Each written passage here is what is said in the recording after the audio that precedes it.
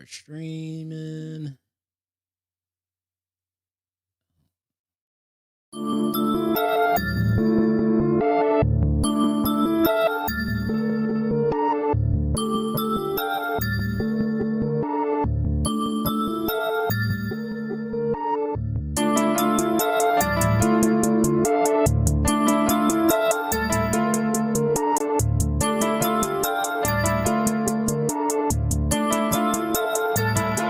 You're going to trouble, aren't you?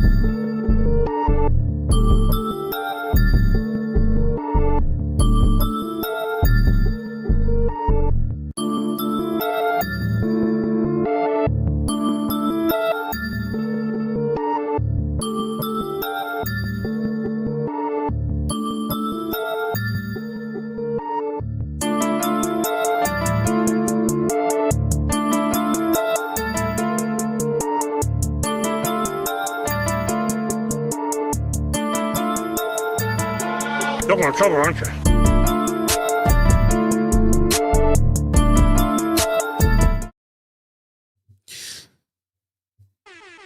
Ladies and gentlemen, boys and girls, back in the building for another reaction stream, man. It's been, well, it hasn't even been that long, man. It's been like 2 days. So we back up in here, you know what I'm saying? Back up in here for another one, man.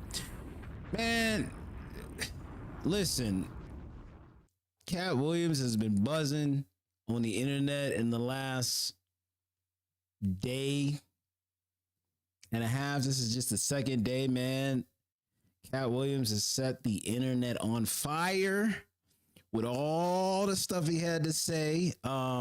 I said I was gonna come in here and react to it. I even got some. I got prepared for this. So, hey man, without further ado, without a lot of talking, we are about to get into I haven't even had a chance to watch this at all. I only seen a few clips online that have gone viral. But we are about to get into the entire Katt Williams interview on Club Shay Shay. Of course, Club Shay Shay is I wouldn't say like a podcast, but like an interview format style of media that Shannon Sharpe hosts.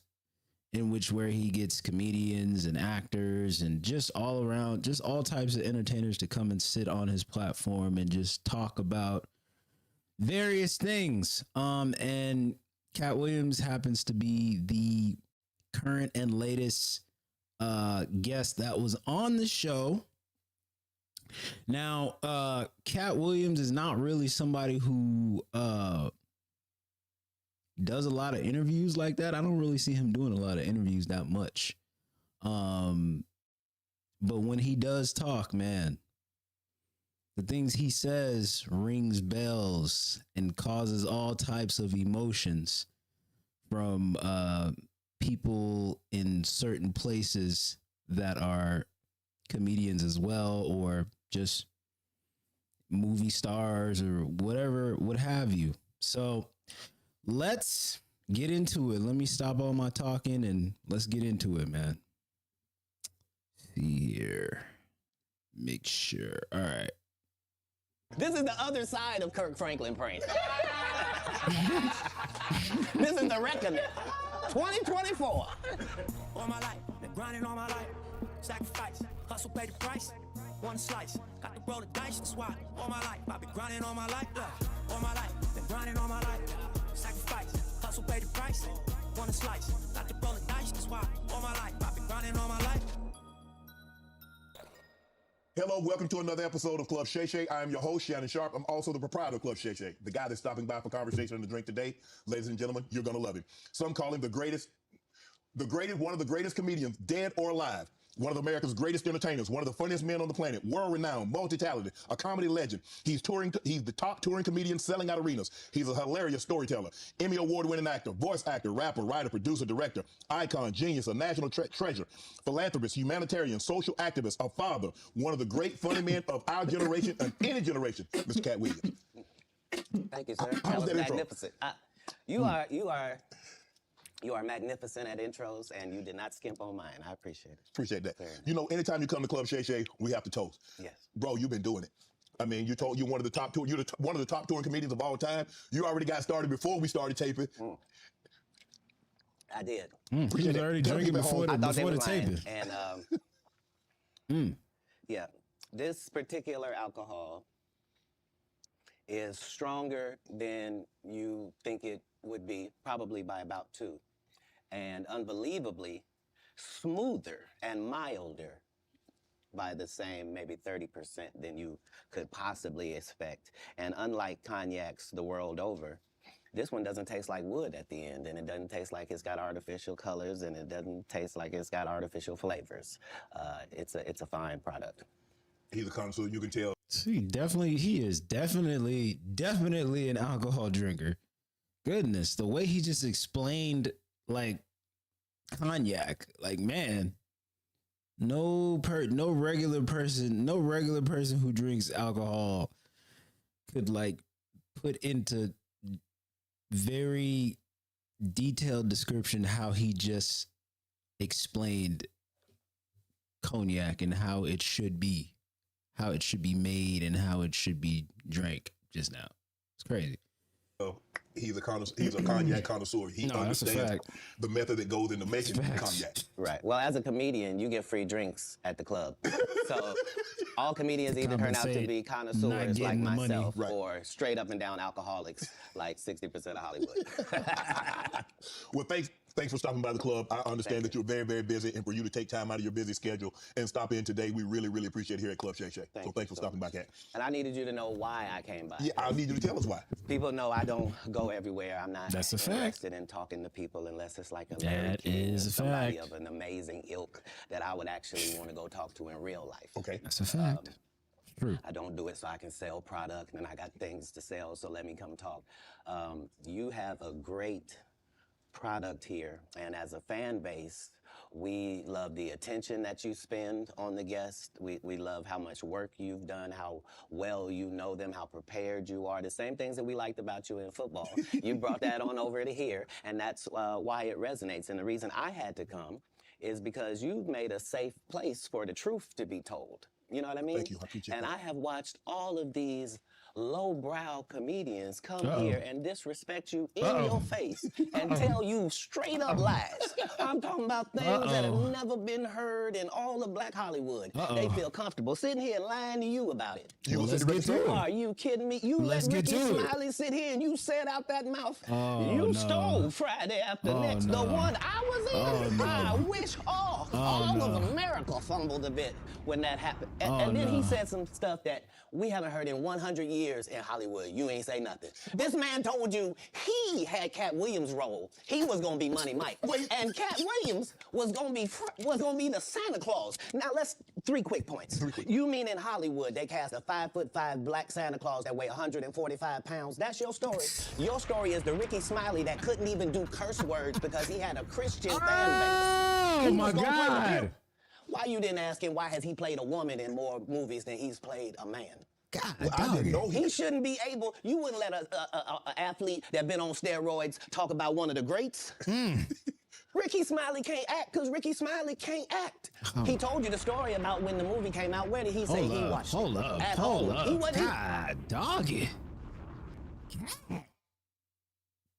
Damn it. This man sitting up here just, oh my good. He is just right out the gate. He ain't even let the interview just like, you know what I'm saying? He ain't even do it like a lead up to it. He just went there. He went there. The man went there, man. He went there. He started. It's like he's been holding all of this information in and was waiting for the right moment and opportunity to get it out and get out all of his grudges. His grudges against people who are speaking very, very harmful on his name as a brand, an entity, and so on and so forth. I can believe it too. I mean, I can believe it. I can believe it. Let's keep on rolling, man. Goodness, man. Ricky Smiley catching strays. Goodness. Even at the premiere, you telling this man you stole that. Oh, so he could get his name in the same sentence with a great one. It is sad. He was just that bitter when we were shooting it. He told everybody, it should have been my role. Everybody on the scene. Why do you think no cast member has ever said anything? he couldn't have played that role like you. I thought he was. Sir, no one, why no, he was with KD? He beat up Terry Crews? Why nobody know this story? You talking about in Hollywood, they switched off roles. You take this and he, what? So Ricky Smiley knows this, and I don't know why he would lose a child and come on the air and start lying. That's why people believe in rituals right there. It's because, well, why would he lie? I don't know why liars lie, but I can tell you this. We auditioned in Los Angeles. Yes. I was audition number 201.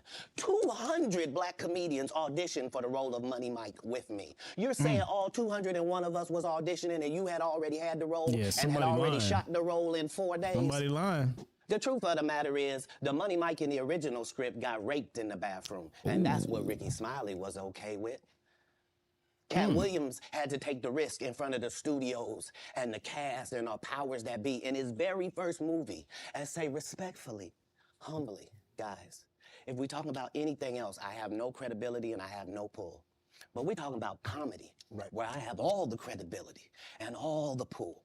The problem with Friday After Next is, we're trying to make a classic comedy.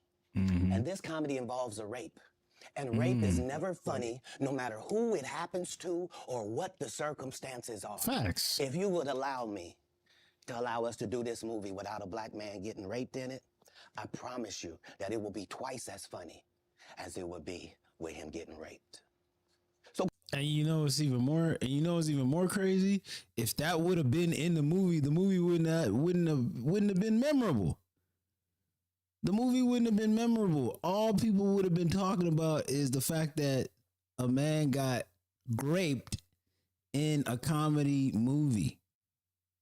We wouldn't be sitting here talking about how good of a character Money Mike was in Friday After Next. We would be talking about the fact that Money Mike got raped.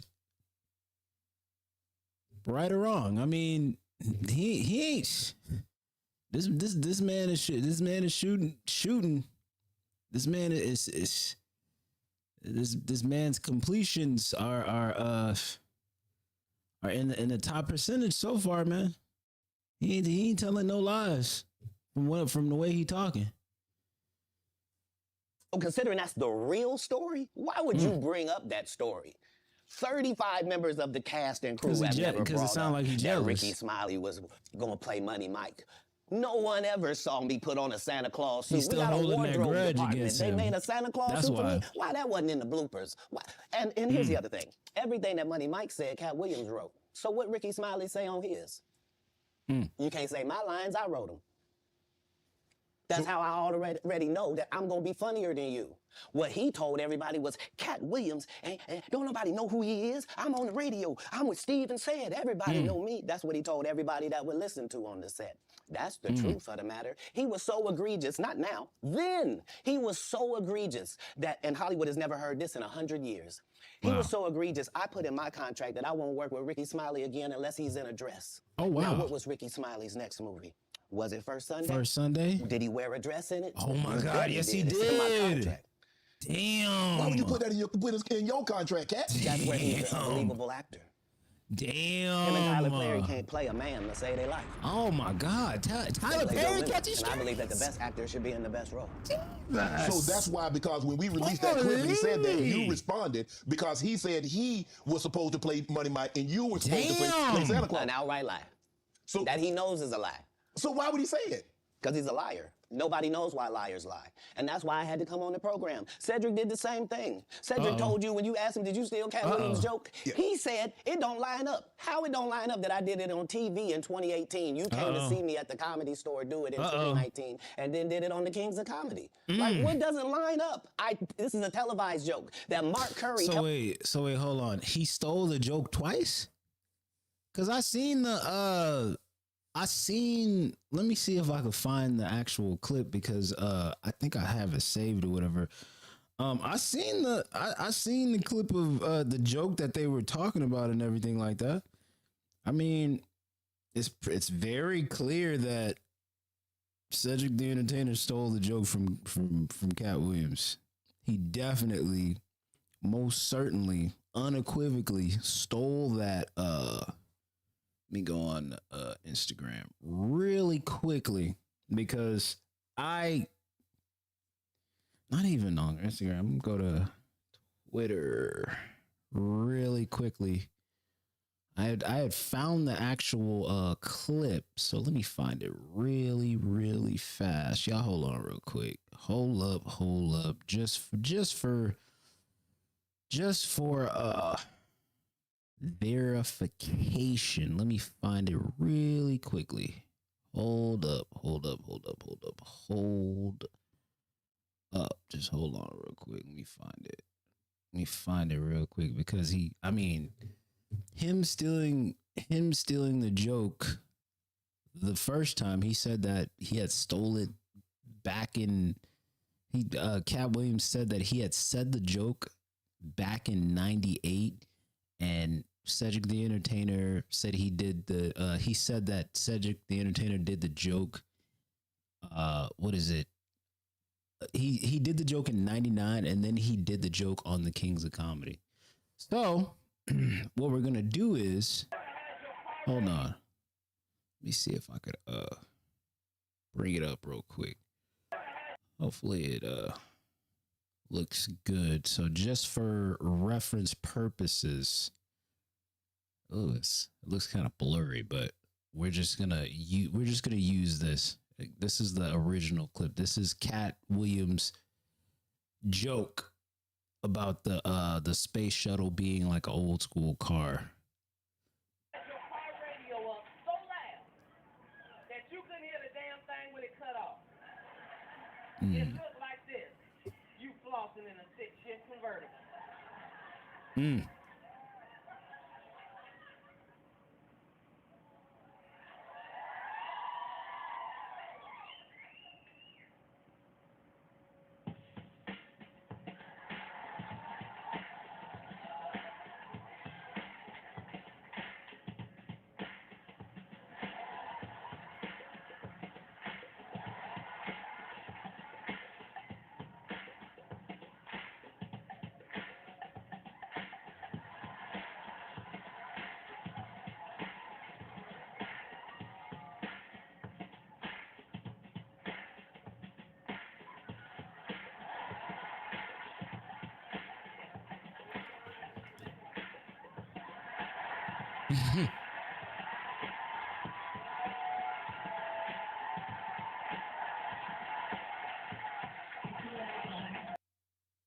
Okay, that's the original clip, right? Now, just for now, just for reference, I'm not even gonna play the whole thing because you know it has like copyrighted music. I don't want to. Let's see if I can speed this up real quick. Just for reference, I'm just gonna play a little bit of the joke. I mean, I know this joke. I've seen Kings of Comedy more times than enough to know this joke. Drive a space shuttle. We grew up driving long cars. We drive a space shuttle like it's a 72 deuce and a quarter. Nigga, we get us a cigarette. Nigga, we be in a space shuttle, nigga, like it's a 72 deuce. Nigga, we get us.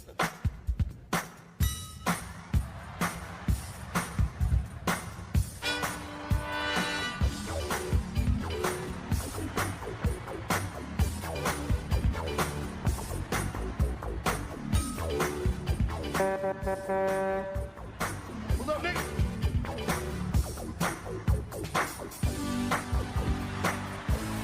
Now,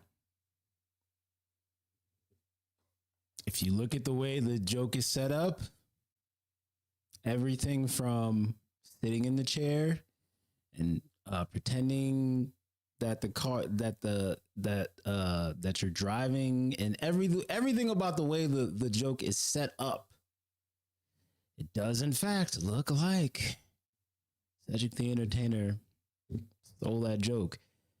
He did that. Katt did that joke back in '98. Apparently, he did the joke in '99, from what Katt says, and then did it again in the Kings of Comedy movie or stand-up special. And then he stole it again in like 2018 or something like that. He saw Cedric the Entertainer saw Katt Williams do that joke again, and then did that same joke again on another special or something like that. That's what he's saying. But I mean, from what you can like see,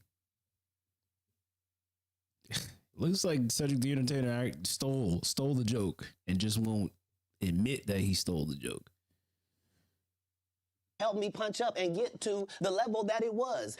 The same Steve that went to go watch Mark Curry do his whole sitcom and then stole everything Mark Curry had. Now Steve got a sitcom where he the principal and he wear a suit and then he gets this high top fade, making all black men think he got the best lineup in the business, and it's a man unit.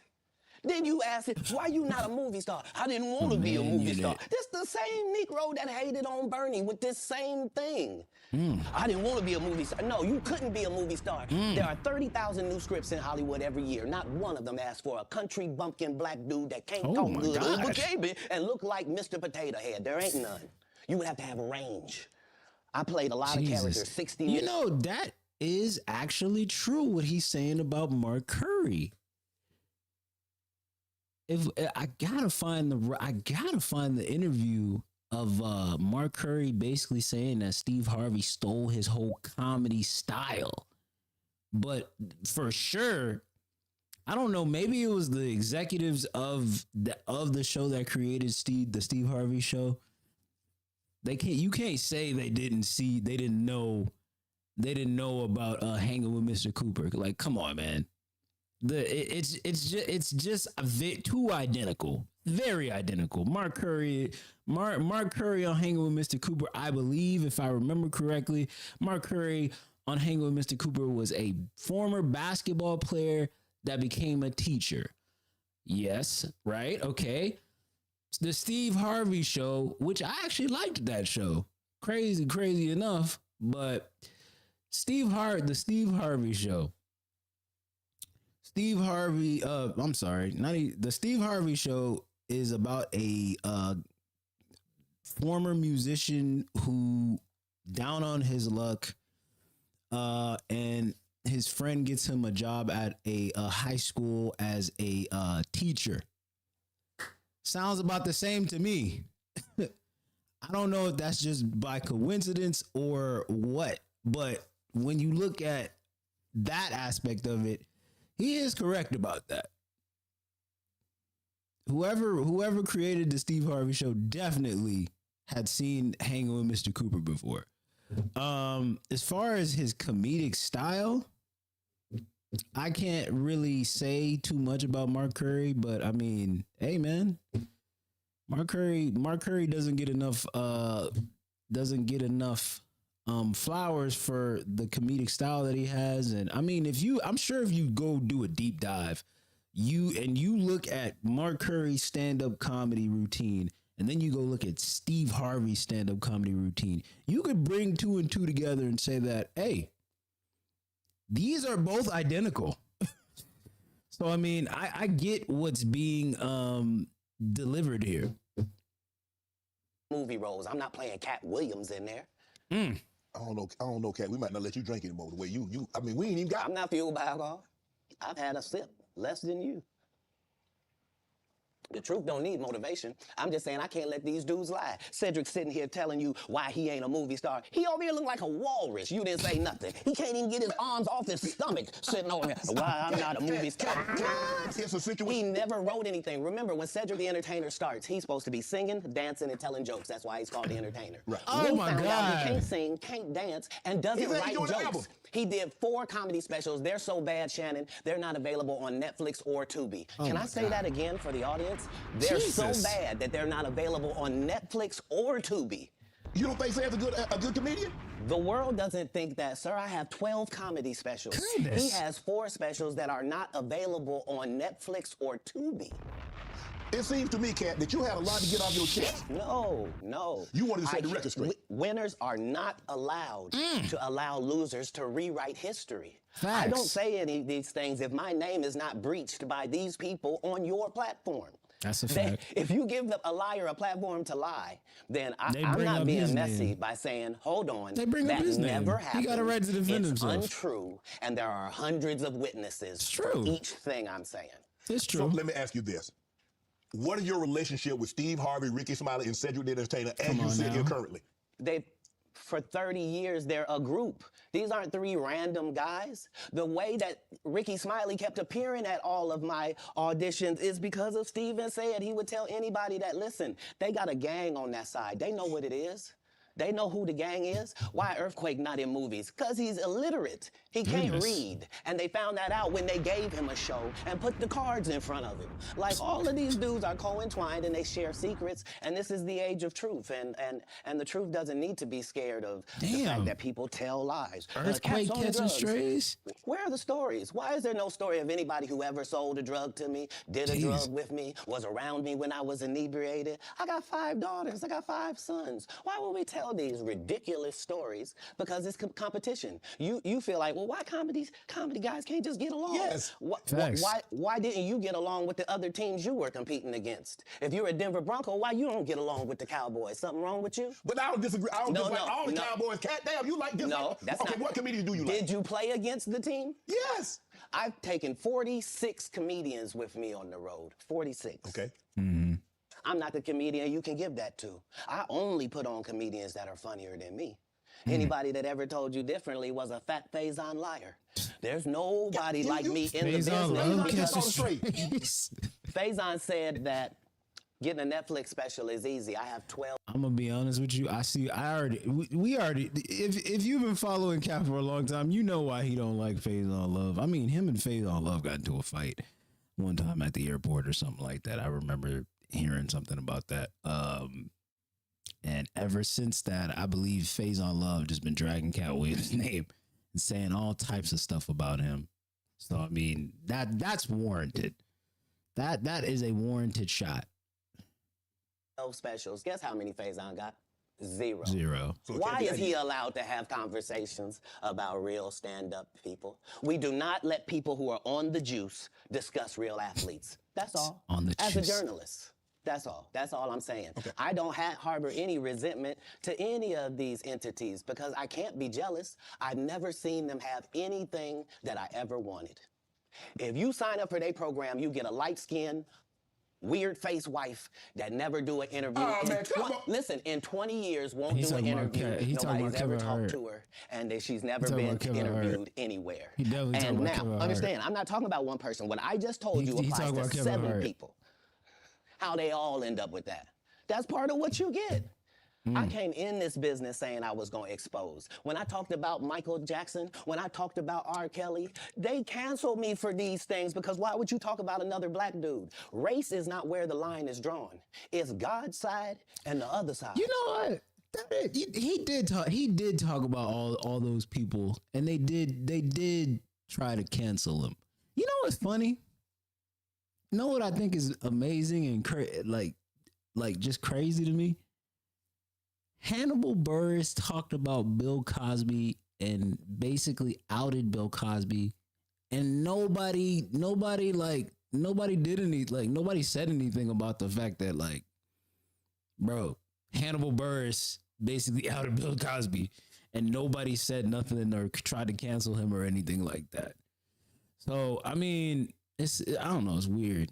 It's weird. I mean, but America, as far as their entertainment industry, be getting their narratives off that they want to get off, you know? And we don't care nothing about the other side. Period.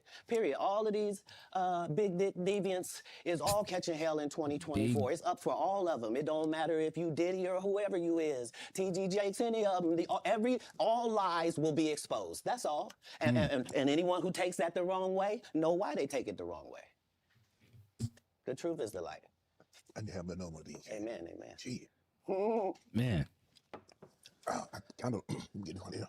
Right. After that, I don't really kind of know where to go. Let me one more time.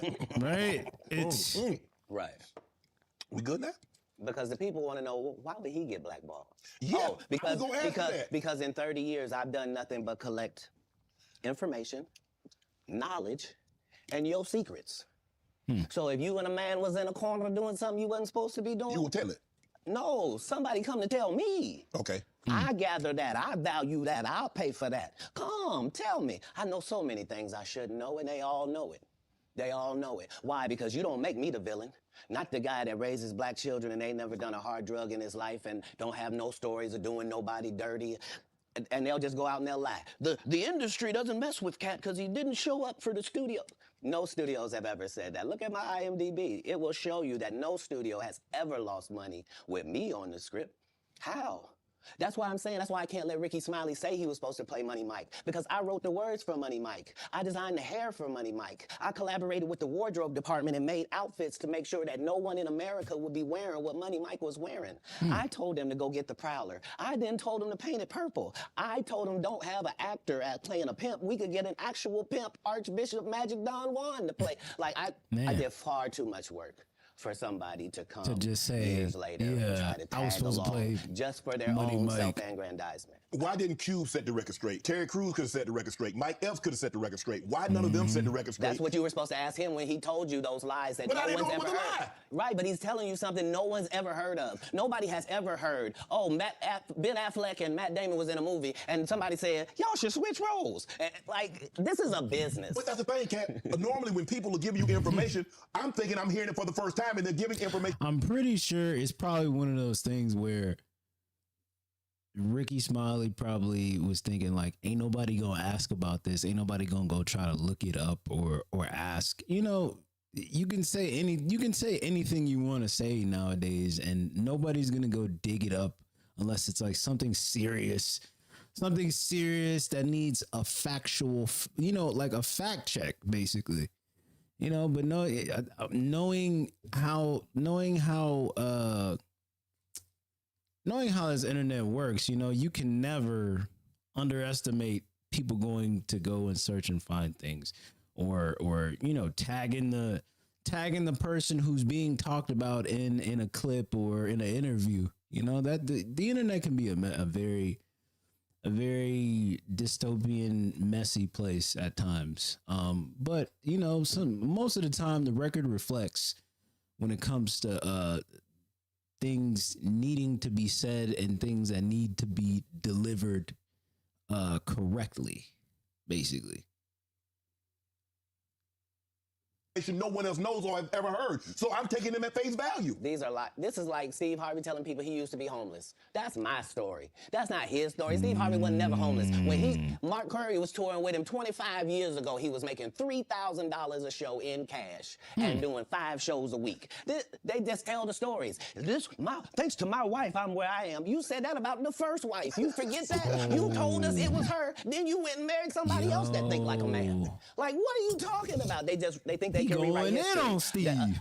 Guy Torrey did a beautiful special about the Comedy Store and Fat Tuesday, where he said that Steve and Cedric and Kevin Hart and Tiffany Haddish came through there and made...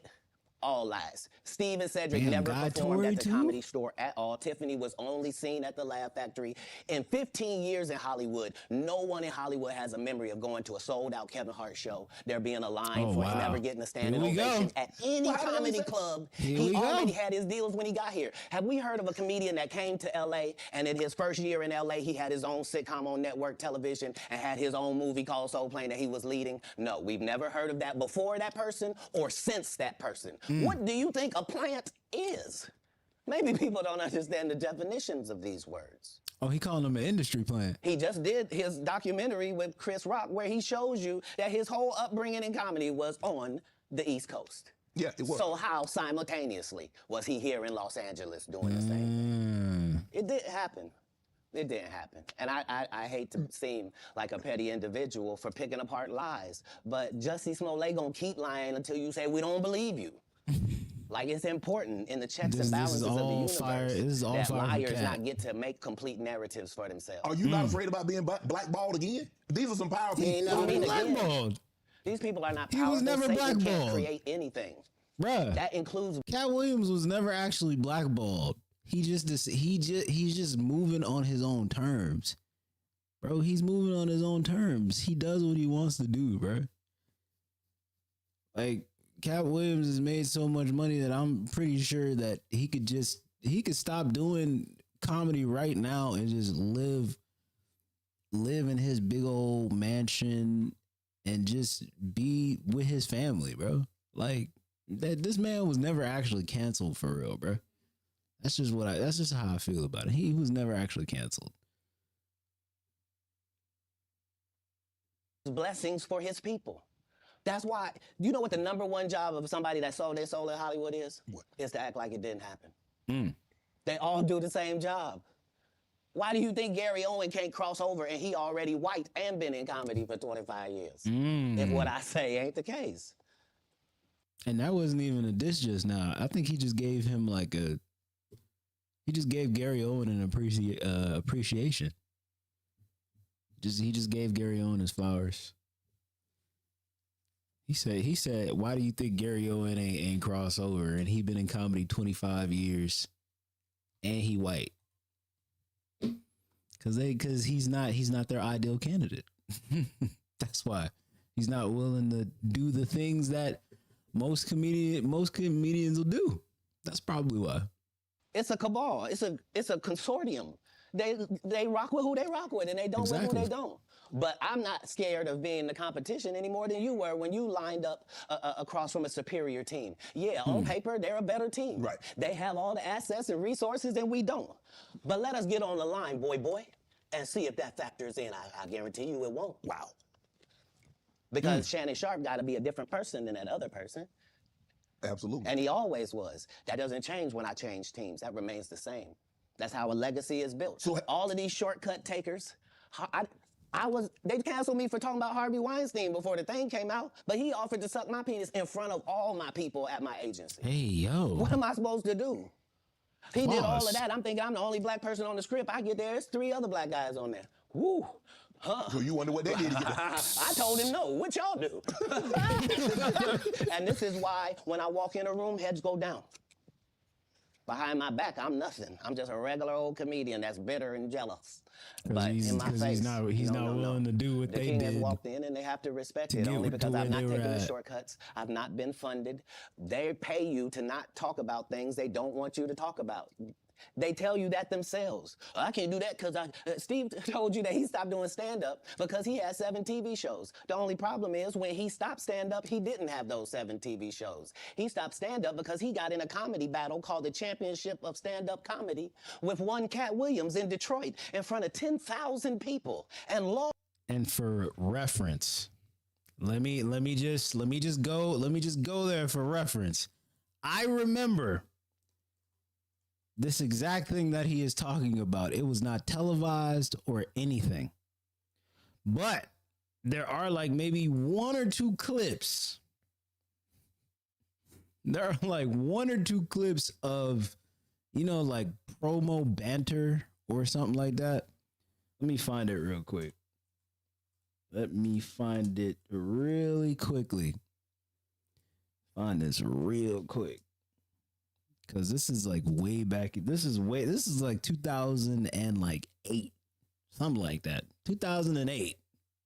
I remember this correctly. Let me see here. Let me find it. Oh yeah, okay. There's also like promo banter. So I'm gonna let me see if I could find it.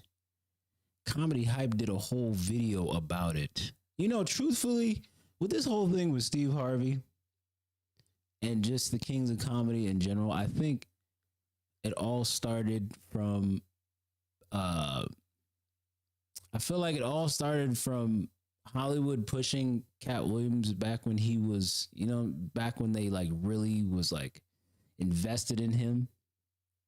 For real. Yeah, it started way back when they were pushing him as a person. Okay, this is one of them. And then I'm going to go and look at the actual, like, you know, Katt Williams versus Steve Harvey comedy showdown.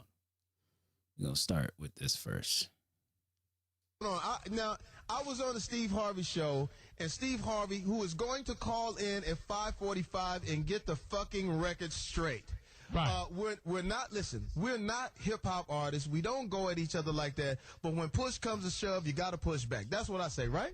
Yes, sir. Push back. And Throw a shoe at him. And you have to push him on the swing because his feet don't reach the ground. But what is Steve Harvey? Johnny Mac, Katt Williams is a good friend of mine, and I'm not going to sit here and let you befoul his name. I will not let you do that. I'm just saying he's a great, talented actor. I loved him in First Sunday. Yeah, but he lost his hot comb.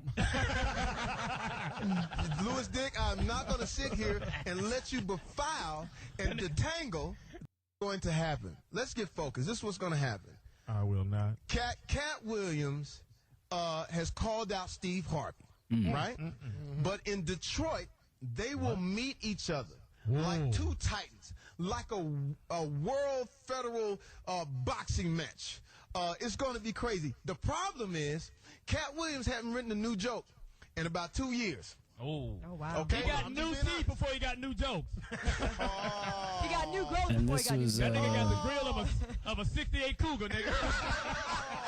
I've seen something where a young comic like Katt Williams, now I got to be honest with you, Katt Williams makes me laugh, but however, he does not do any new material. All the material that he's done, I've seen before. You know the narrative that Hollywood, or at least Black Hollywood, used to have back in the day on Katt Williams. They was doing whatever to just throw this man off.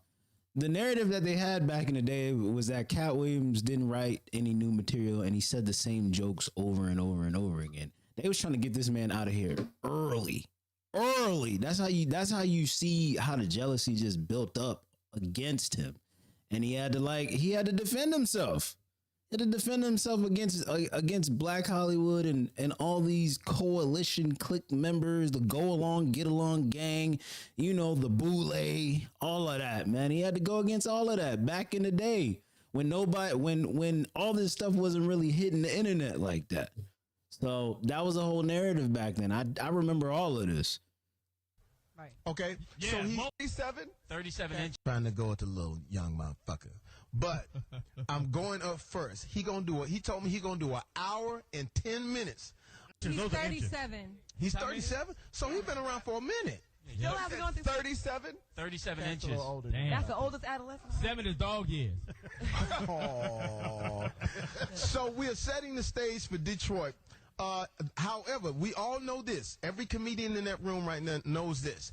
Whoever goes first is whoever goes first usually gets the punch in. Yeah. Now I hear from Steve Harvey himself. He said, "Look here, man. I'm not trying to go at the little young motherfucker, but I'm going up first. He told me he gonna do an hour and 10 minutes of his. He's gonna call upon his 30 years of doing comedy. Now, what I've heard, now this is just, I'm not bagging, but this is just what I've heard. I've heard that a few people have walked out on Katt Williams' show. Am I right? Yep. Yeah, I heard he got a walking ovation. Oh, Johnny motherfucking Mac, I'm not going to sit here and let you talk about my best friend, Katt Williams, because he's my friend. They said the whole handicap section got up. And walked out. You stupid. First of all, I like. Okay, this is what I was trying to get to, because they had a lot of professional, promo for this showdown between Katt and Steve. Listen. This is what we're gonna do. Let's get focused. What's cracking? We are gonna play what Katt Williams has said about Steve Harvey. Play that for us right now. We're gonna play this. Harvey. First of all, I'd like to say thank you to you, because you didn't have to accept this. You could have just said, no, I'm not going to do it. You have been the king of comedy as long as we've had one. Matter of fact, the whole phrase, king of comedy, can be attributed to you. And I am honored that you would allow me to share the same stage as you. I don't know why people made this a championship bout. And I don't know why you was okay with that. And I want to apologize for what's going to happen. Who is this nigga? But the second that you get on stage,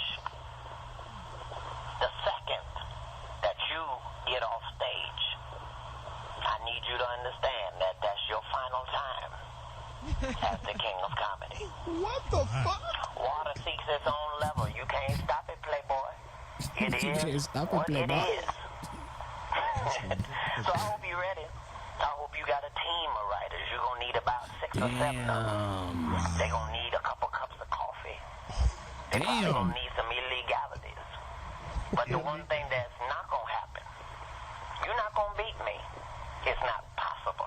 The only thing you could do is forfeit. And I know you must have been happy when it looked like Katt Williams wasn't going to show up. But anytime you count me out, you miscounted. I think you understand that. I want you to tell your people. I want you to put it on your radio station. I want you to let them know that this is a fight you can't win. And that they shouldn't expect it. And maybe you'll get on stage and maybe you'll tell people this is not a championship bout at all. Maybe you can pretend like this is just you handing off the crown to me. And then we can do it civilized. But I remember when you didn't even know who Katt Williams was. And you was on your radio station asking people, who is Katt Williams? Uh-oh. It wasn't until you found out that you couldn't really handle me that you decided to be friendly with me. Damn. But as soon as you got the opportunity to think I was weak, oh, you got a little bass in your voice.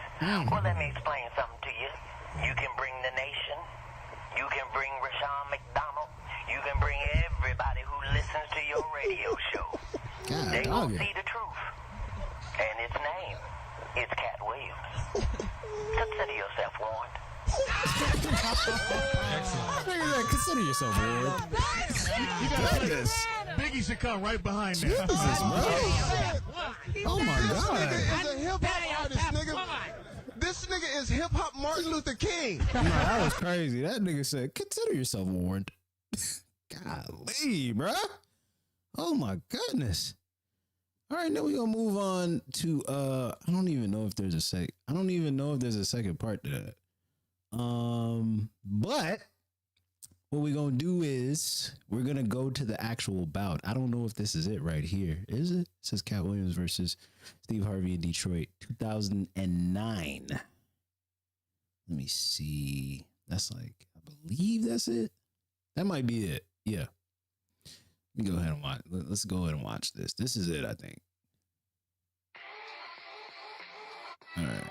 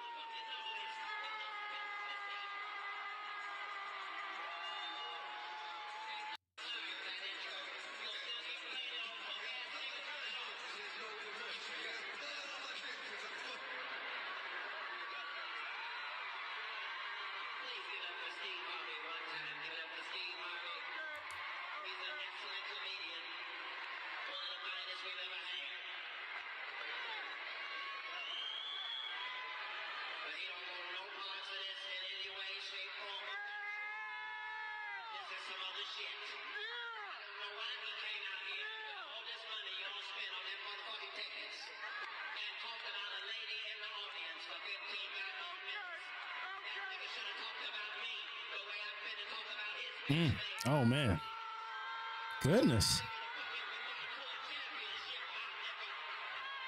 Lord. Yeah, Steve Harvey should have never agreed to that. He really should have never. Oh, he was talking about the lace front back then too. Oh my God, goodness.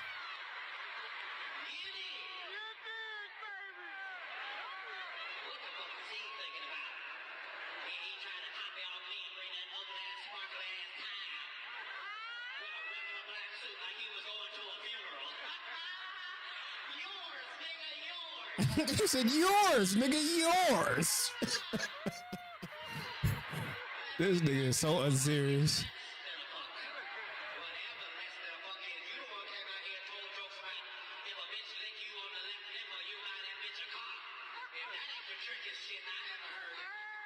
Goodness.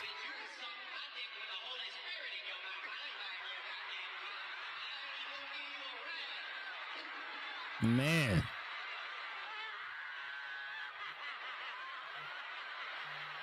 Man.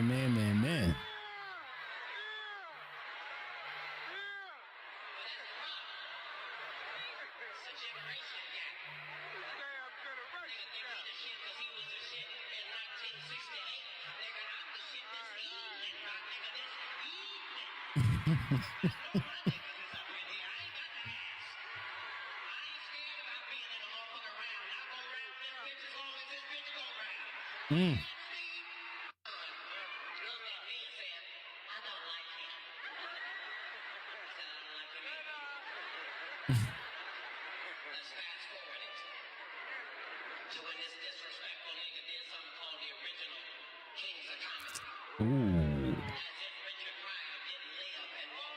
Oh, wow.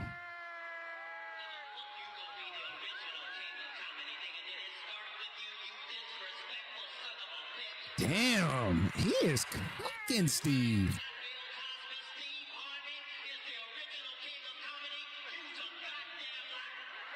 Damn.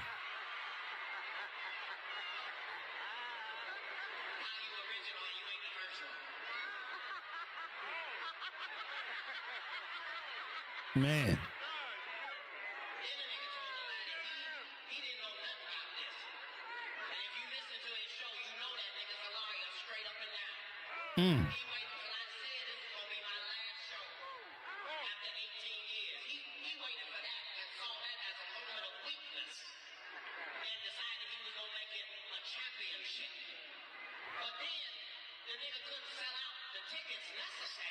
Wow.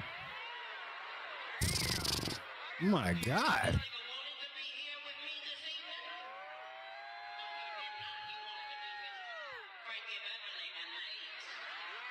Damn.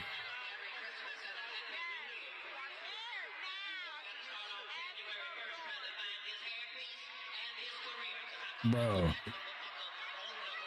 No, he was, man. Katt Williams was hibachi cooking this nigga.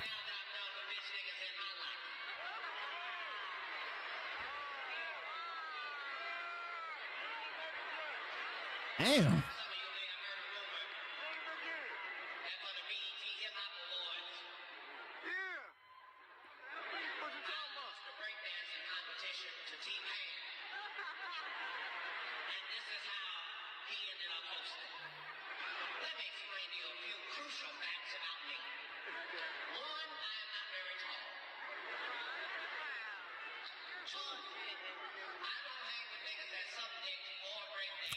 Ooh. God, dog it.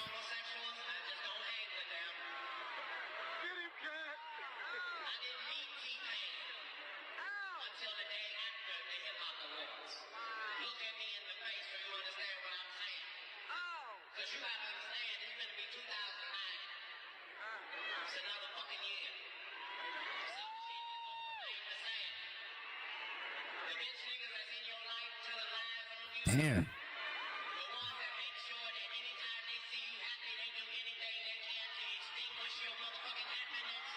Man, bruh.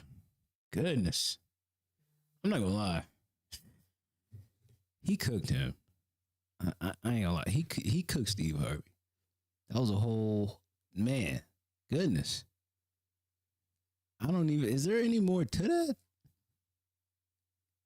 I don't even think we need to go any more into it, bro. Like, goodness gracious. Wow.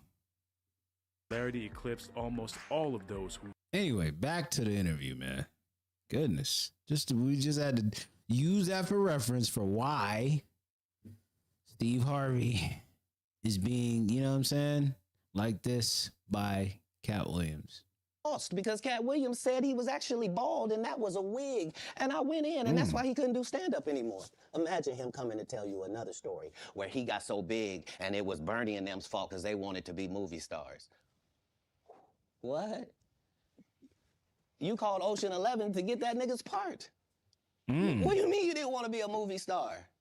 So on the behalf of Bernie, I would have to say what I have to say. Have you ever been on tour with any of these guys?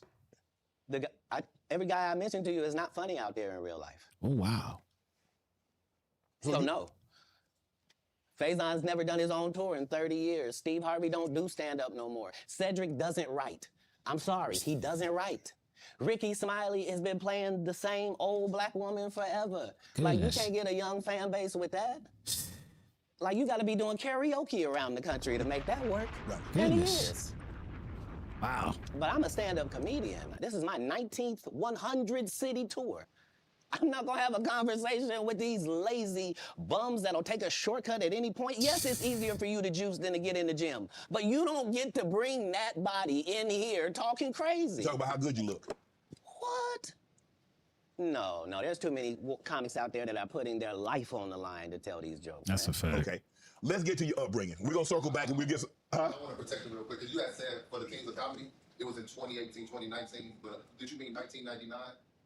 Because it came out in 2000, so I just want to make sure. No. So what I meant to say was, remember, he said, I couldn't do stand-up anymore. I had 7 TV shows. I said he didn't have any of those TV shows at the time. I know you talking about Cedric. Joke stealing from Cedric. Cedric. Okay. You had said that 2018, 2019, but it came out in 2000, so I just want to make sure. Okay, no. What comes out in 2000? The original Kings of Comedy. Right. I'm on BET's Comic View, and they're using this as the commercial in 1998. Okay. That's why I'm saying, So if I said the dates wrong, let's go ahead and clear that up. Okay. You said, I had Cedric on here, and I asked him about the joke stealing. He said the timeline doesn't add up. Correct. To that point, you say. Right. So he thought that I was just a no-name comedian and that he could take this joke and nobody would know. Right. The issue was that I had already done this particular joke on BET's Comic View twice. Right. It had done so well on BET's Comic View that they had made it part of the commercial. So part of the commercial of make sure you tune in to BET was you seeing me doing this joke. Right. And this joke is one of those jokes in comedy where you set it up and it takes a little longer to set it up, takes about 3 minutes, but then you're just hitting them with jokes after that because you don't have to set it up. Right. Mark Curry had already helped me work on this joke because I thought it was good because I was getting a standing ovation on it. He had me go back in the lab and help me craft it to be an even more powerful joke. So this is not just a random joke. This is my very best joke, and it's my last joke, and it's my closing joke. Okay. 1998, I'm doing this joke. It's on Comic View. Cedric comes to the Comedy Store. He watches me in the audience. He comes backstage. He tells me what a great job I did and how much he loves the joke. 2 years later, he's doing that as his last joke on the Kings of Comedy. And he's doing it verbatim. He's just changed my car into a spaceship. Okay. Him and Steve had already apologized for me, so I gave him a pass for a decade. Why would you sit here and be like, I saw Katt 30 times, and Katt didn't do, as I stand before you, Shannon, I would have bust Cedric's stomach. There was nothing that would have kept me from one of these in that patch right there. Like, are you kidding me? Why would you downplay me like that? Why would I give you a pass if you were just gonna lie? And so that's what I'm saying. Like, they're all a group. Cedric, Steve, Ricky, they've been a group. Everybody knows that. They've been aligned. And there are these alliances in comedy. And if you stand against them, then they sometimes have a problem. But we don't let that change the content because that's all you know me for, is that I'm quite likely to tell the whole truth and nothing but the truth, so help me God. Can you believe we're this deep into the NFL season? We got to make every second count. With DraftKings Sportsbook, you can make the most out of every. Your parents were Jehovah's Witness. You were a prodigy. You were brilliant. You talked to me that you got accepted to college at 7 years of age. You could read fluently at 3 years of age. So having that kind of knowledge, having that kind of prodigy, what was your upbringing? How was it? How was life as Katt Williams Crunk coming up?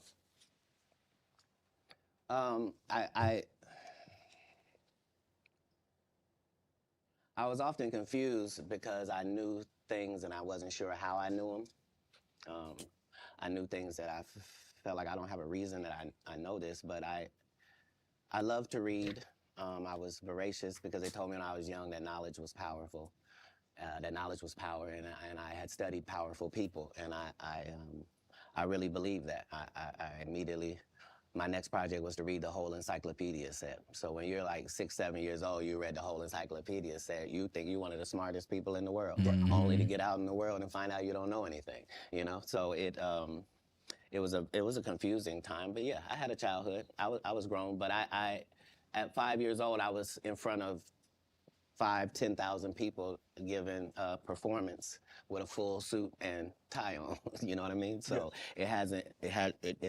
it came full circle for my life. I knew that the applause and the giving of information and laughs and truth to people somehow benefited them and also benefited you. And yeah, so when they would ask me what I wanted to be, everything that I would say that I wanted to be was something that didn't exist. And they would never give me credit for it because I needed to say a doctor or a lawyer, but that's not what I wanted to be. So your parents weren't as supportive as you would have hoped because you were wanting to be things when you got older that they had no knowledge of or it didn't exist at the time? No, it wasn't that. It was, I'm saying I'm almost 100 years old right now, but if we go outside right now, I can run a 4.340 or sub. I can do a 4.16 if I'm Oh, there's Jimmy John's across the street. We can order a sub. But oh, he's on the submarine. That what you sub? So back then it was even greater. So you got this guy that all the coaches want to play. Man, Katt, don't do that. Hold on, because I'm 5'5" in the 5th grade. I've been this high my whole life. Like there was a portion of school where I was one of the big dudes. Like as soon as everybody caught their growth spurt, I was out of there. But I'm saying I was a competitive individual. My father was an athlete. I can see that. Like no, I've been 145 pounds my whole career. That's why I never bothered when they said, your Katt's on drugs. I knew, how you gonna prove that? My body is a temple. I've been the same size since I was 10. Like, what do you? Yeah, like I haven't changed off this pivot foot. This has always been who I was before stand up or anything. But it was an interesting childhood. I appreciate my parents, even though I couldn't live within the religious frameworks of what they had set up. Okay. But that was more not wanting to live a double life and not want to embarrass my family. You know what I mean? Because I read where a form of punishment for you is that they would take books because you mentioned you were such a voracious reader. And a form of punishment was when they would take the books for because you could read fluently. You told me how at like 3 or 4 years old you could read. Not just a little child's book, but you could read. Well, I'm saying when we go to Haiti to do missionary work, understand that my mother and my father, nobody that's there with us speaks French. It speaks Creole and reads French. So I'm in charge of everything, from the housing to the cars to the gardener. Like I'm saying, so I'm not just reading. I'm reading in multiple languages. Like I'm probably reading 3,000 books a year from the time that I'm 8 years old to the time that I'm 12. No fiction books at all. I'm only reading prodigy. You could drive at 12. You received a full scholarship to the National Science Academy in Dayton, Ohio, but you failed, so you would become ineligible. Why did you want to take that opportunity? I didn't see it as an opportunity. When I got in there, all the students were wearing lab coats, and it seemed very confined and restricted, and nobody seemed like they were having fun. It just seemed like everybody was smart. That's crazy. I didn't want that. That wasn't what I was assigned. You could have went to college at a young age. And plus, I thought that Jesus was my big homie. So you know how you get a story about a dude joined the gang and you get a big homie, right? Like at this particular point in my life, my thought is that the Bible is the greatest book that's ever been written, that it houses the truth, and that it gives you this story of Jesus, and that I'm supposed to be like him. So it's already in my head that as soon as I get 13, I'm leaving. You at leaving 13, the house? you not only like, okay, Mom, I'm moving out. You moved from Ohio to Florida on your own. Wow. You weren't afraid? I mean, what were you going to do when you got to Florida? Don't say I wasn't afraid. There's no such thing as a human being of not being afraid. Okay. There are certain human beings that understand that being afraid in no way stops you from doing what you got to do. So he became an adult early in life. I was afraid, but I couldn't be that afraid because I knew what had happened with Jesus. I knew how it worked out. I knew that I wasn't in the wrong with how I was feeling, and I knew that I didn't have any bad intentions in it. Right. So I trusted God that it would work out. Why Florida? Because if you're raised in Ohio, the one thing on your list is, I'm gonna get away from snow, and I'm gonna get as far. I want to go. Tell me the place. I literally went to a truck stop and I asked all the truck drivers where they was going, and there was one guy going to California, and there was one guy going to Florida, and they told me how long it was gonna take, and so that's why I ended up in Miami, because. How'd you get there? You caught a bus? Or? No, I just told you. I was at the truck stop. I didn't hitchhike. I got in the back of the dude's 18-wheeler, me and my Rottweiler puppy and my suitcase. Yeah, because I probably had $2,500 on me. Like I was shoveling snow and cutting grass. Like I always had pockets full of money. When did you make the decision that you were going to leave Ohio and go somewhere? And it ended up being Florida. But when did you know that you were leaving Dayton, Ohio, going to Florida? And my father and I's last interaction, I didn't know that. Somebody could have not made it. And we both understood that was all bad. What was the disagreement about?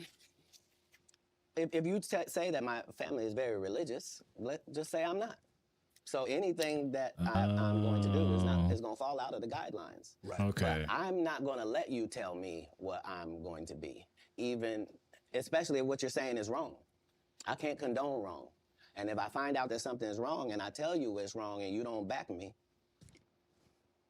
that's what it is. Even as a young child, you were willing to tell your parents that some of the things that you're saying doesn't coincide with what I've been reading.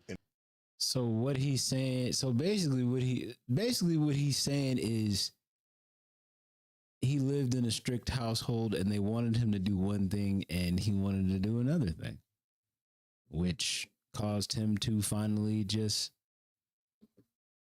move out of the house at this early age of 13 years old, man. That's wow. I don't even know what I was doing. I don't know what I was doing at 13, but I know I wasn't going to leave from, my mother's household to be on my own because you know, I don't think I would have fared well like that.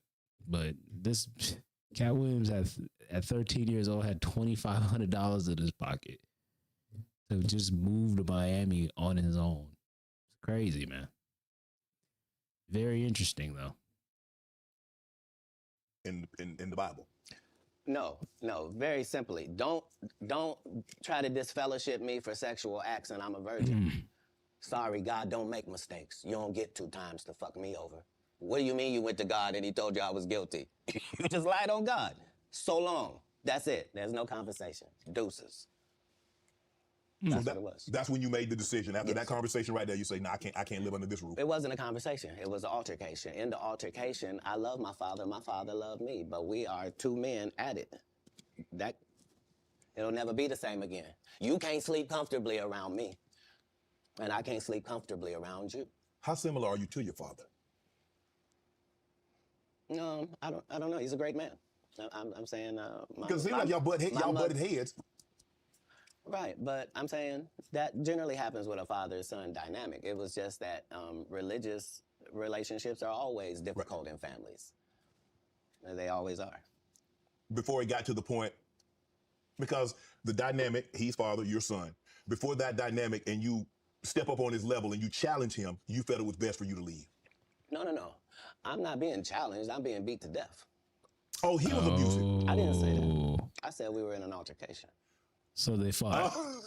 They fought. I see what you did there. I saw what you did there. I saw what you did there, Katt. I saw what you did. You was in an altercation. You didn't say you lost. You said you was in an altercation. I in no way gave you the impression that I won anything. I'm the one leaving. So I'm he out of beat bounds. you up. This is his house. Right.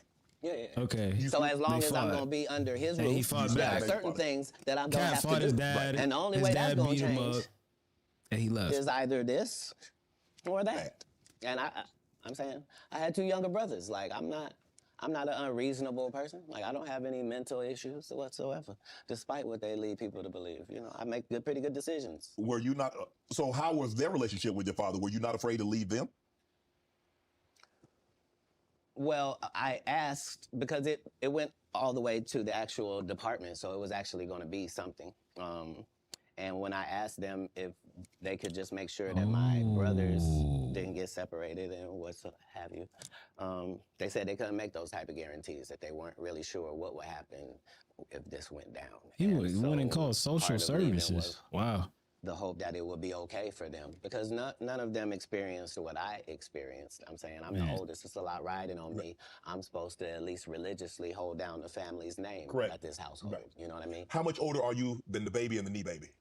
Like a lot older. Like if I'm 12, 13. Yeah, they're 5 and in Pampers. Wow. You go to Florida. You tell the story. I've heard you were homeless, and somebody else told the story, said they were homeless, and you said they hijacked your story. Now I don't. At 13, I shouldn't have to tell you I'm homeless. I'm in Miami, Florida. I have no family members in Florida. I couldn't buy a house if I wanted to. I couldn't get an apartment if I wanted to. I don't have a credit history. Like, this is not a stretch for me to say that I'm homeless. I'm living in a park in Coconut Grove. The park still exists to this day. For 8 hours a day, I would get up and go to the library and study for 8 hours a day to increase my education. And then I would leave out of there and go to the marina and steal car radios and make $2,000 almost daily. Like, I had a routine. So you really could have played that old thief and Santa Claus. You could have played him. No, the Santa Claus wasn't a thief. The Santa Claus, you can't tell me. I read the script. Ricky Smiley told you he didn't read the script. The Santa Claus was a crackhead. He just had that outfit on.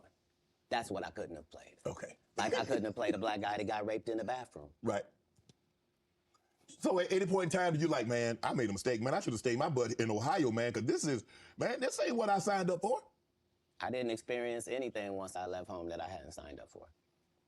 If anything, it saved my life. Me being homeless for that small period of time allowed me to see all of the people that were in that situation and to see that these were lawyers and doctors and teachers, and that these people were white and black and Asian and Indian. And the only thing that all of these homeless people had in common was they were broke. They made a bad decision and aligned themselves with drugs. And I interviewed them all. What drug?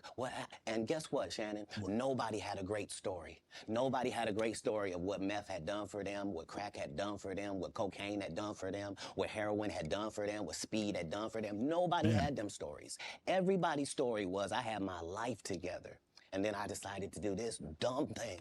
And I lost my wife, I lost my house, I lost my cars, I lost my reputation, and I'm now out here sucking penis in the woods.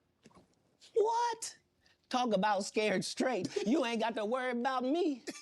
Right? If it ain't weed or nicotine, you won't see me touching it. I don't want no parts. I done seen what these things can do to people. Anything that take over your free will is the devil itself. Have you ever thought about what your life would have been had you stayed in Dayton, Ohio? No. That's like asking somebody that's in the NBA for 14 years, like, what would have happened if you didn't come to the NBA? Oh, I shudder to think.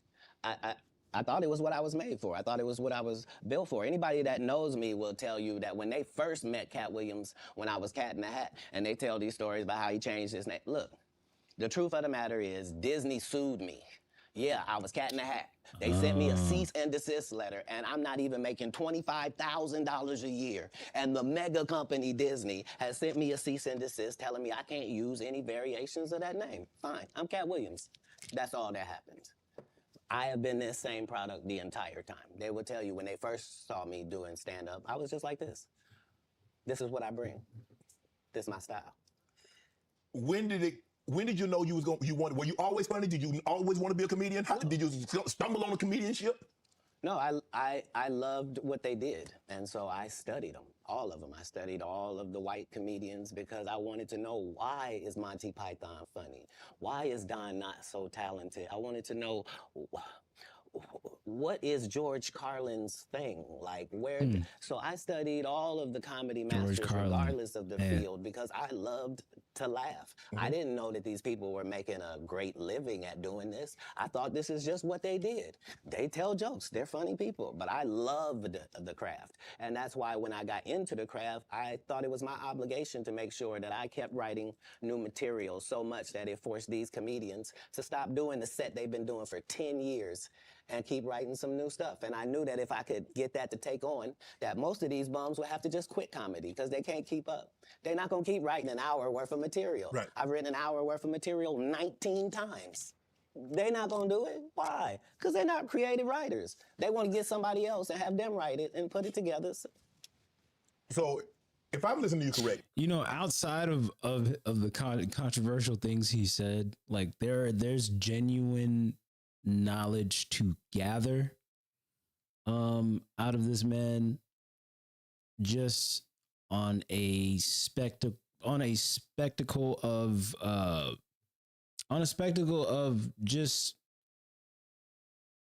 the humbleness about him. Like inside of all of this hysterical banter that he's doing throughout this interview, there's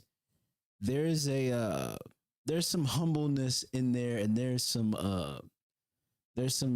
knowledge to grab from his storytelling. Basically, he's very interesting. Like, he's a very interesting figure. You know, if you just put to the side his comedy and just look at him as a person, it's very interesting. But he didn't waste no time going right back to firing on all cylinders, for real. Correct me if I'm wrong. I think the best thing that ever happened was the internet, because now they have to. Because normally, like you said, you could do a set and you do that set in Kansas City. People ain't heard it in San Francisco. People ain't heard it in Miami. They ain't heard it in Detroit, Chicago, Atlanta, so forth and so on. Now you do a set, it's on the internet. Somebody heard it. So you can't do a set and make it last 3 months, 4 months. Well, it doesn't allow the regular comic the ability to grow is the real problem. Like, part of comedy is me taking these jokes in January, and by March, Basically I've begun to craft selling this them. joke. It's not Yeah. as simple as it was. When I wrote it, it was just da-da-da-da-da.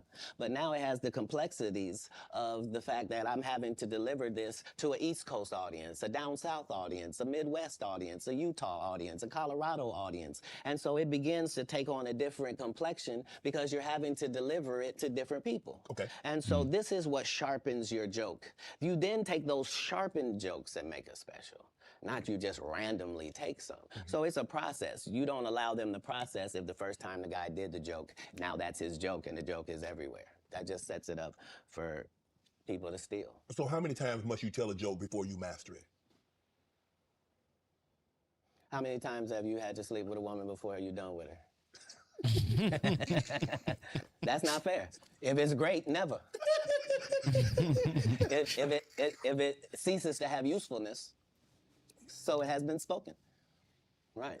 I read that you was raised in Florida. You had some help, some ladies of the night. No. That's not true. No, that whole story doesn't take place in Florida. That story takes place in Oklahoma City. Okay. So after I'm in Florida, I then join, I try to join the Marine Corps, and they won't accept me because I'm too young, and I've lied and told them I'm 16, and my family's moving down, and I don't have my ID, but it's coming. And so they let me go to the boot camp, That's not gonna work now. Okay, so I've learned that lesson. Right. So then I get this job selling stuff door to door. Across the country. And so I've been to all 50 states. Again, I'm 14 years old. So I did that. While I'm doing that, one of the places I'm in Oklahoma. Mm-hmm. And I've decided I'm gonna stay here because of meeting these ladies that you're talking about and that situation. I don't know at the time why that's important in my life or why it's something I should be doing or any of that. But now later on, it certainly helps me in formulating Money Mike for Friday After Next. Right. And Pimp Named Slickback for the Boondocks. Oklahoma, so San Francisco, Oklahoma, Sacramento. From Florida, you moved to the West Coast. So you're traveling. When did you set up shop on the West Coast? How old were you then? So I guess I'm 18 or younger, and once I have a child, I realize that I can't. It's a lot of things that I could use to make money that now is a no-go. So anything with street aspirations that I might have thought about pursuing or being good at, you gotta put I it now away. am a single parent, and I gotta redo this thing. So I need comedy to really work out for me, and me and God go into extreme conversation where I'm explaining to him that I'm a crash out dummy if he don't send me a lifeline. Like, I need something I can hold on to. Before I had left Florida, I did stand up one time because we was trying to get in the club. I didn't have ID. So I said I was a comedian. They ended up having me do 5 minutes. But I kept that in my head that I had done that. When we get to Oklahoma, they're having a competition for stand-up, and if you win, you get to go out on the road with Jeff Foxworthy and Dan Whitney, who is Larry the Cable Guy, and Richard Jenny, and these great comics. You get to open for them. And once I did that, I realized, okay, as a comedian, I'm like way behind schedule. I done started this too late. All the funny guys are already funny and known names. Like, how am I going to progress? So I realized that I do better with a white audience than I do with a black audience, and I'm not sure why that's occurring. Okay. But the white audience likes me more. That's interesting. So when I moved to Sacramento, it's because Sacramento has a white and a black audience almost 50-50. That's almost the makeup of Sacramento. So I lived in Sacramento for 2 years until I get to the point where I am equally as funny if the room is black as I am if the room is white. Okay. That's not enough. Now I need to be one of the good ones when it comes to black comics. So now I have to move to Oakland, and that's what lands me in Oakland for 3 years. Once I have dominated male black comedy in Oakland to my liking, now I'm prepared to go to Los Angeles now. Now I know you can't throw me any curveballs. If it's a white audience, if it's a black audience, no matter what they are, I'm prepared to deal with all of the audiences. Do you write jokes according to the audience that you're going to be in front of, or is your joke universal? Well, in the beginning, part of my framework is that I'm tailoring every show to this audience. Okay. And that's how I was able to show my range and show that I was better than my competitors, is that I'm Katt Williams, but I was still doing clean comedy. So I was still going to churches and doing 45 minutes of stand-up at the church with no curse words, no sex, drug material, none of that, just straight stand-up. You know why he just said that, right? Y'all know why he just said that, right?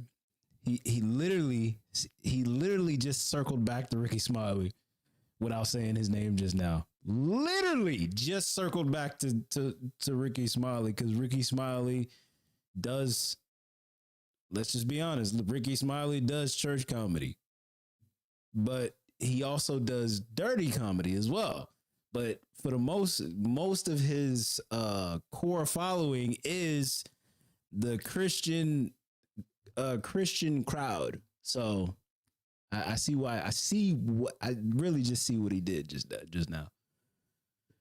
And then I was doing everything else, and I at the regular club. Yeah, that was the range. Is that when in Rome, do as the Romans do. So that's how I started. But as you begin to get better, you begin to be able to speak to your entire fan base, and that's really what's been helpful. Is that I've been having the same conversation with my fan base for 12 comedy specials.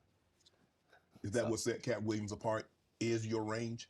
Is that you can do a comedy, do 45 minutes in the church. I can go to a comedy club in front of 250, or I can go into an arena with 15,000. That's range, because everybody can't do that, Katt. Well, if that's what range is called, then yeah, it's range. But I like the people I'm talking to. You see what I'm saying? So it's not like it can't be condescending, because I'm talking to my white male friend when I'm telling that white joke. Right. When I'm talking about this joke about this black lady, I know that black lady. That's who I'm talking to. I'm speaking to this fan base that I've been speaking to from the beginning. I already told them what I was on when I first came in. I told them they was gonna come after me. They was gonna cancel me. They was gonna say terrible things about me and try to mess my life up. I said that coming into stand-up. I'm saying it in my So you knew it was gonna be. It has to be. I know I'm going into the belly of the beast. How could I be naive? I know that I'm going into Satan's playground, but I'm trying to be so good that you got to bring me in so close that I can see who's doing what and what's going on in there. In San Francisco, you joined the Nation. I was never in San Francisco. I was in Oakland. You was in Oakland. Did you join the Nation? Is that? Yeah, Honorable Minister Farrakhan and I have an extremely close relationship. He refers to me as one of his sons. So, yeah, I spent a particular period of time. Let me explain. Yes. Because my particular background was already religious and super strict, right? I didn't find out about other religions by reading about them. I went to their religion. I don't want to learn from Jewish people from outside. I want to be in the synagogue. I don't want to learn about Muslim people I want to be in a mosque. I don't want to hear about the Baptist or the Pentecostal. I want to go to their church and see. And so that was the religious discovery that I was on through that period in my life. When did you know you were funny? Probably about 10 years ago. 10 years ago? Yeah, about 10 years ago. So you didn't think as a child, because obviously you said the very structured background, your family was very religious, so obviously you didn't get an opportunity. I never did a talent show. I was never in any extracurricular activities. I was never in drama. I was never in band camp. I was never Boy Scout. And you didn't stay in school long enough to get funny because you dropped. You understand. You understand. So there was no, I don't tolerate high school games. I didn't go to high school. I don't know how most of the games they think I play, I'm not even aware of them. But Katt, for you to get on stage, and like I said, a lot of people, like a lot of comedians, I had a few here, they're like, okay, I told jokes to get girls, I told jokes to, get people to laugh at someone else. Yeah. But you is like, you say you did comedy one time in Florida. Yeah. And you had this other opportunity, like in Oklahoma, that they were going to take you out if you won the talent show. You was going to go on the road with these well-known comedians. And I did. But I'm just saying, how in Florida at 13, 14 years of age, you like, 16, I can do that. Well, because I knew that there were a lot of other things I could do. Like when I looked at drug dealers, I thought I could do that. Yeah, You but see what that's I'm saying? easy. So right, and who doesn't like It's just that? curiosity, Right. as if for children, like I'm trying to adolescent figure out how I'm gonna curiosity. make it. But now that I got to do it on this side, but no, your question was, when did I think I was funny? I never was my biggest fan. To this day, I'm not the biggest fan. I'm a fan of comedy. I like great comedians. Like, I like Chappelle. I like Patrice O'Neal. Like, I like the greats of comedy because I do. Like, I like Ron White. I like Bill Engvall. Like, I know comics. Like, people that did the craft, they raised me. I was touring with Steve Marmel and Richard Jenny and real journeymen. So my comedy upbringing was You really just standard. named some very I heavy thought you hitters. had to work all night, every night, all around the country, and you had to write jokes, and that you were trying to write jokes that other people weren't writing, and that your job was to be funnier. Like, people that know me will tell you I've been on this. Like, I had a list of all the black comedians that were more famous than me. There was 300 of them on the list, and I had to be able to cross them all out before I could make it to the next level, before I felt like I was funny enough to do that. And so Man, he really looks I at it like appreciate what competition. does for sports and for my particular sport. And comedy is a sport. What gave you the confidence that you could get on stage? You remember I was 5 years old on stage. Okay. So performing in front of people was no problem. But I was reiterating God's word at that point. Now, I just have to make sure that the content is good. If the content is good, what part can I not do? I'm a vessel. He's given me these gifts to be able to do Come on certain now. things. So I just want to Come on utilize now. them in my craft. Come on now. Do you remember your first set? Mm-hmm. How long? 5, 10 minutes? No. I think 3 minutes. 3 minutes. Yeah. Standing ovation, boos, some applause, some jeers. No, none of that. They applauded like I was a professional at it. But now looking back, I understand, because you got to understand they were all thinking, he don't even look old enough to be in here. And we don't have any black guys that live in this town. Right. Where did he come from? And then he gets up there, and for 3 minutes, he talks about the fact that he is the entire black community. Right. And he is as disappointed in them. It looked like they looking for where the rest of them is. And so is he. And that was his The only set. black But I person in the understood town. from that point that Crazy. the truth is really the commodity, and the fact that we are all individuals and all separate and all our own islands, but not in real life. In real life, it's only 5 or 6 different types of people, and you're gonna see them everywhere that you go. And all my enemies all look the same in the eyes, whether it's Faison, Wanda, Aries Spears, they all look like. Man, what you got to get Wanda Sykes? You think I don't remember that? Sir, Wanda Sykes. Wanda Sykes and Wanda Smith are 2 separate people. I mean, Wanda Smith. And I had only said one name, sir. Wanda just said Sykes. Wanda. Wanda Sykes I'm is cursed. amazing. I love Wanda. And I agree. I love Wanda. That's I my agree. girl. Mine But as well. I remember on the radio, you went on the Oh, radio yeah. interview. If I'm not mistaken, that's in Classic. Atlanta. Right. And you came on there with seemingly good intentions. And she attacked you. It wasn't just that part. It was the fact that before I go in there, she has a conversation about, okay, now, I just want to talk to you because you just won an Emmy for the city of Atlanta, and this is in Atlanta, and they just want to hear about the Emmy and hear from you and to thank you for what you did putting the city on. Right, okay. And we won't talk about your kids. We won't talk about jail, no cases. We ain't going to talk about none of that. Right. And immediately gets And in he there and starts goes the talking about opposite all way. of You that can't flip stuff. up on me because you're an inferior comedian. I'm going to destroy you, and I'm never going to call you out of your name. I'm never going to say anything disrespectful to people that look like you. It's a very thin line I got to call, but this lady is trying to embarrass me in front of a largely homosexual fan base. That's why she got canceled. Gay people don't take it kindly that you would, as a derogatory, call me gay. Gay people don't feel like it's derogatory. So why are you trying to shame me with something in a community I don't even belong in? There's no gay people saying I belong over there or been over there. You did but I have no hatred of over there, and how dare you? You did a number on it, though. Hey. You did a number on it. That's I mean, legendary. You either she believe in deserved karma it. or you don't. She deserved Because I it. didn't even know any of the stuff that she had done to my fellow comedians until afterwards. I just know that it was a setup. Right. And remember, they tried to kill me this same weekend, not in jokes, with a real gun in my real face on real camera. Understand I'm losing my life for participating in something that goes along with my job. Like, it's 2 comedians, what do you mean?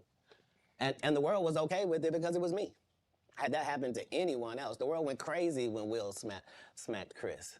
This is a person pulling a whole gun on a comedian in the confines of their job. It's really a weird situation when they hate you that bad. Yeah. Yeah. you felt she hated you at that moment? Because you mentioned that she said it was going to be very professional. Oh, you won an Emmy, congratulations, you put the city on, you own for the city, yada, yada, yada. And now, did she mention anything about the Emmy on camera? I believe you saw the video, and you know that No, none of that she took did place. not. See, None of that took place. The issue is that none of that took place. all the comedians have to come do these radio stations Right. because you have to sell your tickets, and so that means you have to go to the radio station. Yes. I don't go to the radio station, and I don't make posts to sell tickets. I just don't. So you've not seen me. I'm not here in some subservient position where somebody sent me over. You here out of the kindness of your heart. You are. No, I'm saying in the interview yes. situation. Yes. Yeah, Yes, right. for sure. Yeah, and this person knew I wasn't there for that, or it's. But how hard? Because you have to understand, she is a female, and so you have to be careful. You have to handle her with kid gloves. Sir. Uh-oh. You want to Do go you ahead see and what take she that out? said? Do you see what she said? You don't want to be against equality, do you? Exactly. No. What Do you see just what she said on the interview? Very unequal, sir. She was. I think maybe you've had enough of this. Hey, Because take I that think I away. just heard you say But that women are not equal and should be treated unequally. They want to be treated. You mean as a comedian? No. They want. Listen, you understand, and I understand. Yeah. In certain situations, they want to be treated equal. Not all situations. And what part of what you saw her get? She deserved everything you gave her. What part would have been different if she was a man? It would have just been more vicious. Yeah, that's Yeah, my you probably point. would have got I up and had took all the altercation. vicious and You took a venom lot. away You took because I didn't have any. Plus, I understood. I'm not trying to offend black women with short hair. I'm not trying to offend heavyset women.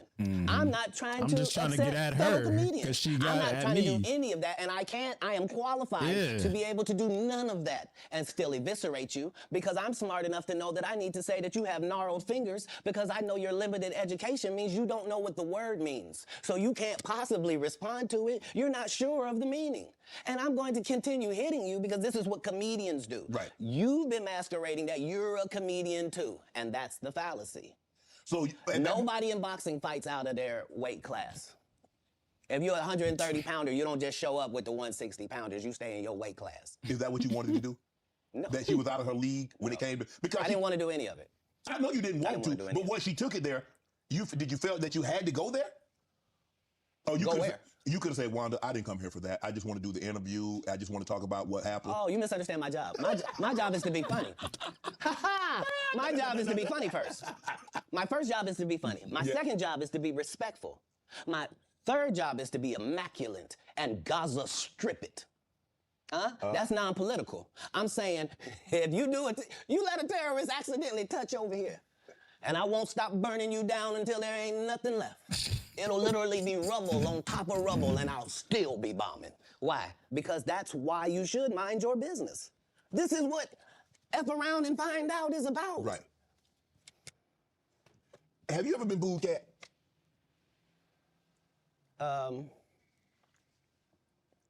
Yes. Yeah. I have. What was that feeling like? Did it like want to give up? Because because when you have, I don't know how early it was in your career. Obviously, it hadn't been I don't think it's in the last decade because you've been immaculate. Have you ever dropped a pass? I have. I've been booed too. You know the little segment between everything is fine and I got it, and then you noticing where it is now? Mm-hmm. Yeah, it's that. The thing about as a comedian, the audience's opinion is the only opinion that matters, not you, the writer, not none of that. And so I don't think any comedian has ever been booed unnecessarily either. They deserve it. Oh yeah. I'm saying, what do they say when a guy shoots the air ball in the NBA? They say air ball to make sure everybody knows. But again, he still got to get back on Everything D. ain't gonna hit. Like the game didn't end. He don't get to everything throw his ain't hands gonna up hit. and sulk. Right. That's supposed to be used Everything as a ain't gonna learning land where it's experience. supposed to, yeah. Most comedians don't get booed enough.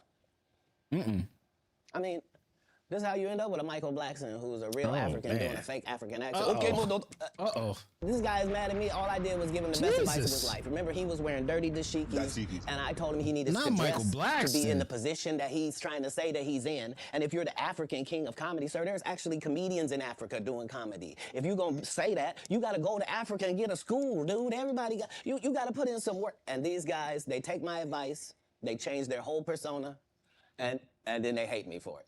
And generally, I'm just too big to comment or make a statement about it or do a live or any of that. But when it gets to be a whole grouping of these guys, I gotta come and talk to Shannon.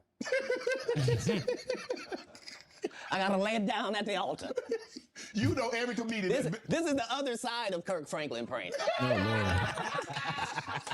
This is the reckoning. 2024. The reckoning. You watch it. You know every comedian that's been on my show. You watched every episode. No, that's not what you said. You said I know every comedian. You know every comedian. You're limiting me. Oh, you watched every episode because you know things. You know things. The nigga just did a whole hit piece on Michael Blackson. That's always where I'm trying to come from, whether it's comedic or otherwise. That's why even if you see me get arrested 10 times in a row on TV, as a fan of mine, you can be like, he finna be right out. Yeah, but he can say it. He didn't do it. He couldn't have. It's stupid. Why would he do something stupid knowing he got to come back and talk to us? Nah, they respect that every time it happens, I'm gonna be free as a bird sitting out here talking to you about it. That it really was what I said it was. What did bro say in the Wanda Smith interview? 19 convictions, no arrests. Jail and prison are two different things. Oh God. Oh, he is like whether you love him or whether you hate him, bro. Like he's the Kanye of comedy, bro. He's the Kanye of comedy. He comes with controversy because he says a lot of real stuff.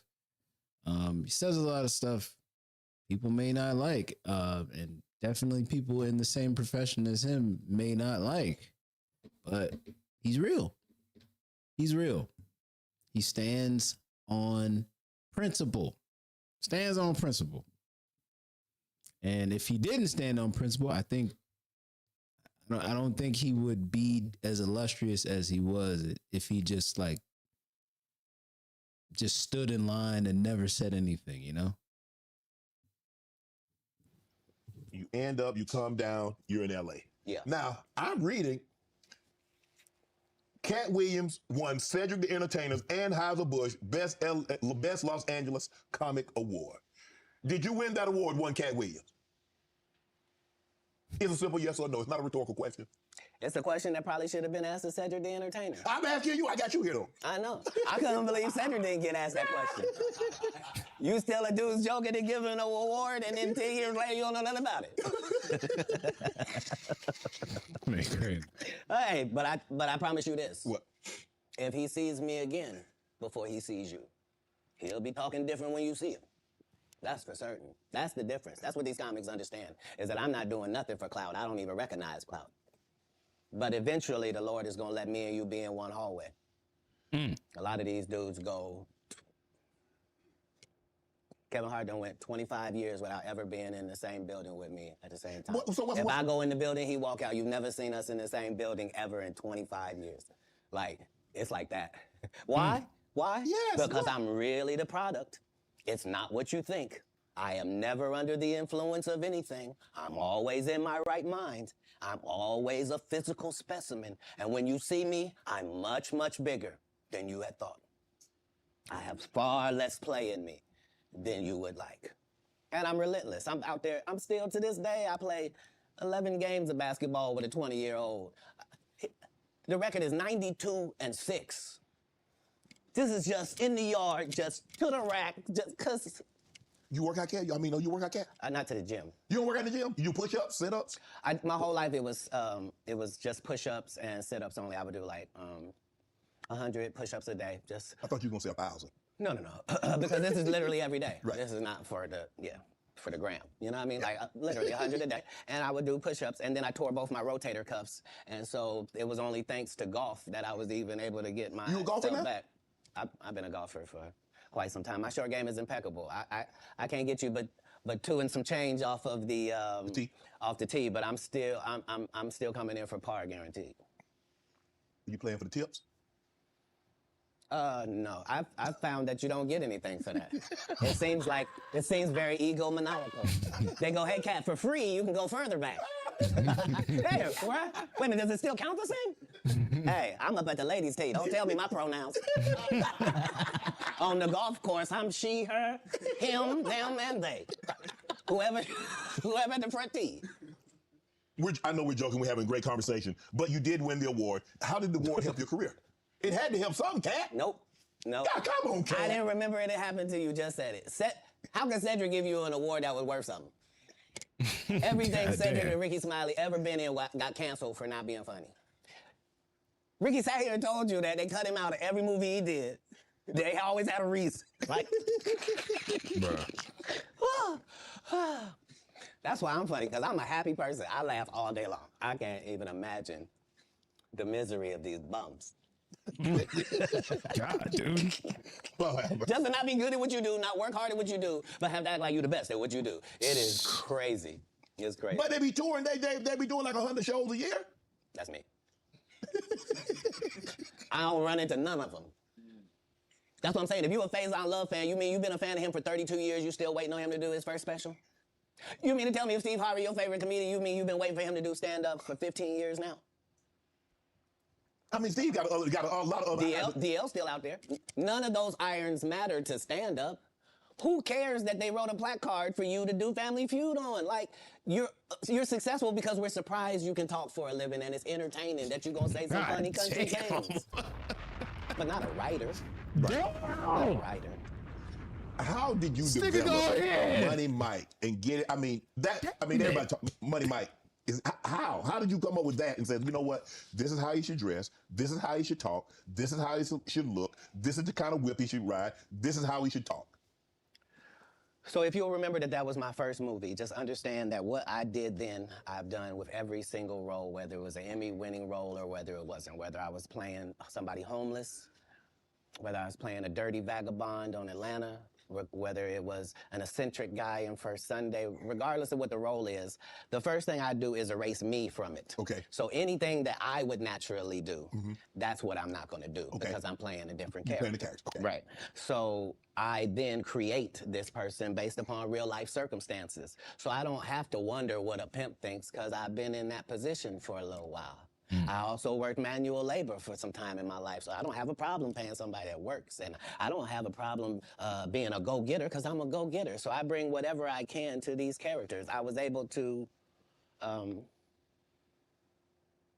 first week that I got the script, there was a pimp guy that used to be a pimp, but he wasn't anymore. He was a rapper now, and his name was Mac Minister, and he had been a pimp and was going to be a rapper, and I had never done a movie before. I was a stand-up, and I'm getting ready to do the movie. Sounds familiar. So I was able to craft what a real pimp was like, what was too much. I didn't want to be stereotypical. Right. I did the research. I saw how many times people played pimps, and they were always...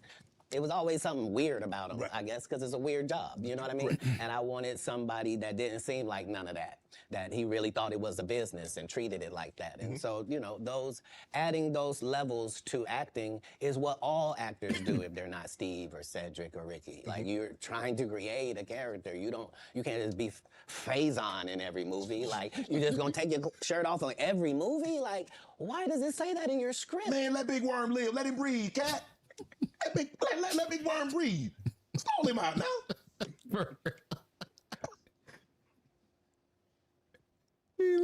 You having an unnatural allegiance to losers is not like you. No, I ain't got no allegiance to the man. But you got to admit the role that he played, Big Perm in Friday now. You got to give him credit for the role now. Come on now. Let me ask you a question. Yes.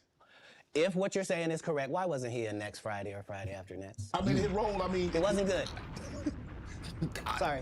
There was a lot of people that appeared in the first one that weren't in the second one, Katt. I'm just telling you why.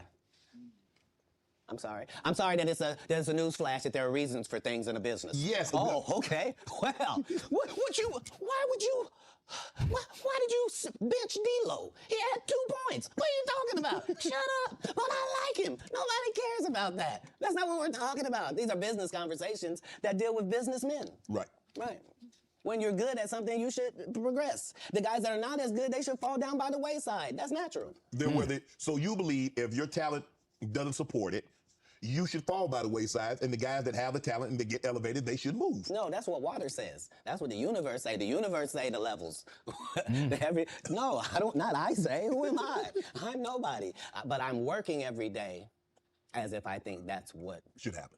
Is how it should be. And I'm choosing comedians that also write and work hard and don't steal other people's material. And I'm making sure that they all make $300,000 a season. And I'm making sure that they're not ever signed to me or my conglomerate. And that's why they're successful. No, you can work with me and still be an independent businessman, boss owner like you came in. Right. I don't need you to be subservient to me. That's those other guys that make you pay dues.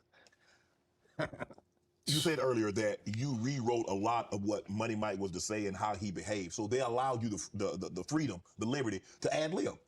How much? Would they allow you to just make an interception if didn't nobody talk about it? As a football player, if the ball comes your way, can you just grab it? Can you make an interception anytime? Are you allowed to pick up any fumble? You can do any hustling, right? Oh, okay, same here. Same here. But here's the thing, though. Even as an offensive player, they might let me ad lib once I get a couple of years under my belt. They wouldn't let me ad lib as a rookie. That was your first movie. I told you the conversation in my first movie, just because I am committed to laughs. The only way I made it past those 300 comedians, I didn't tell you this.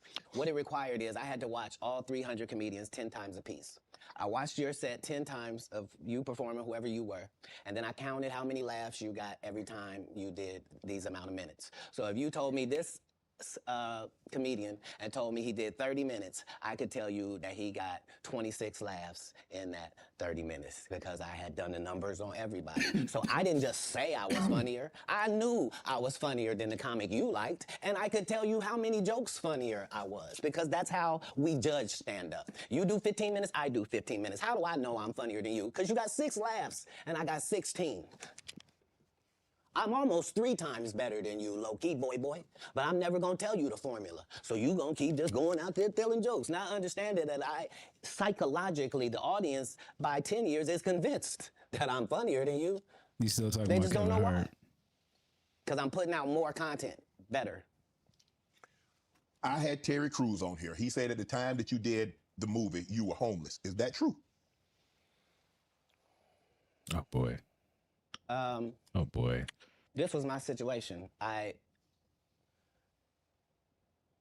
5 months prior to me getting this first audition for Friday After Next, I got this baby son.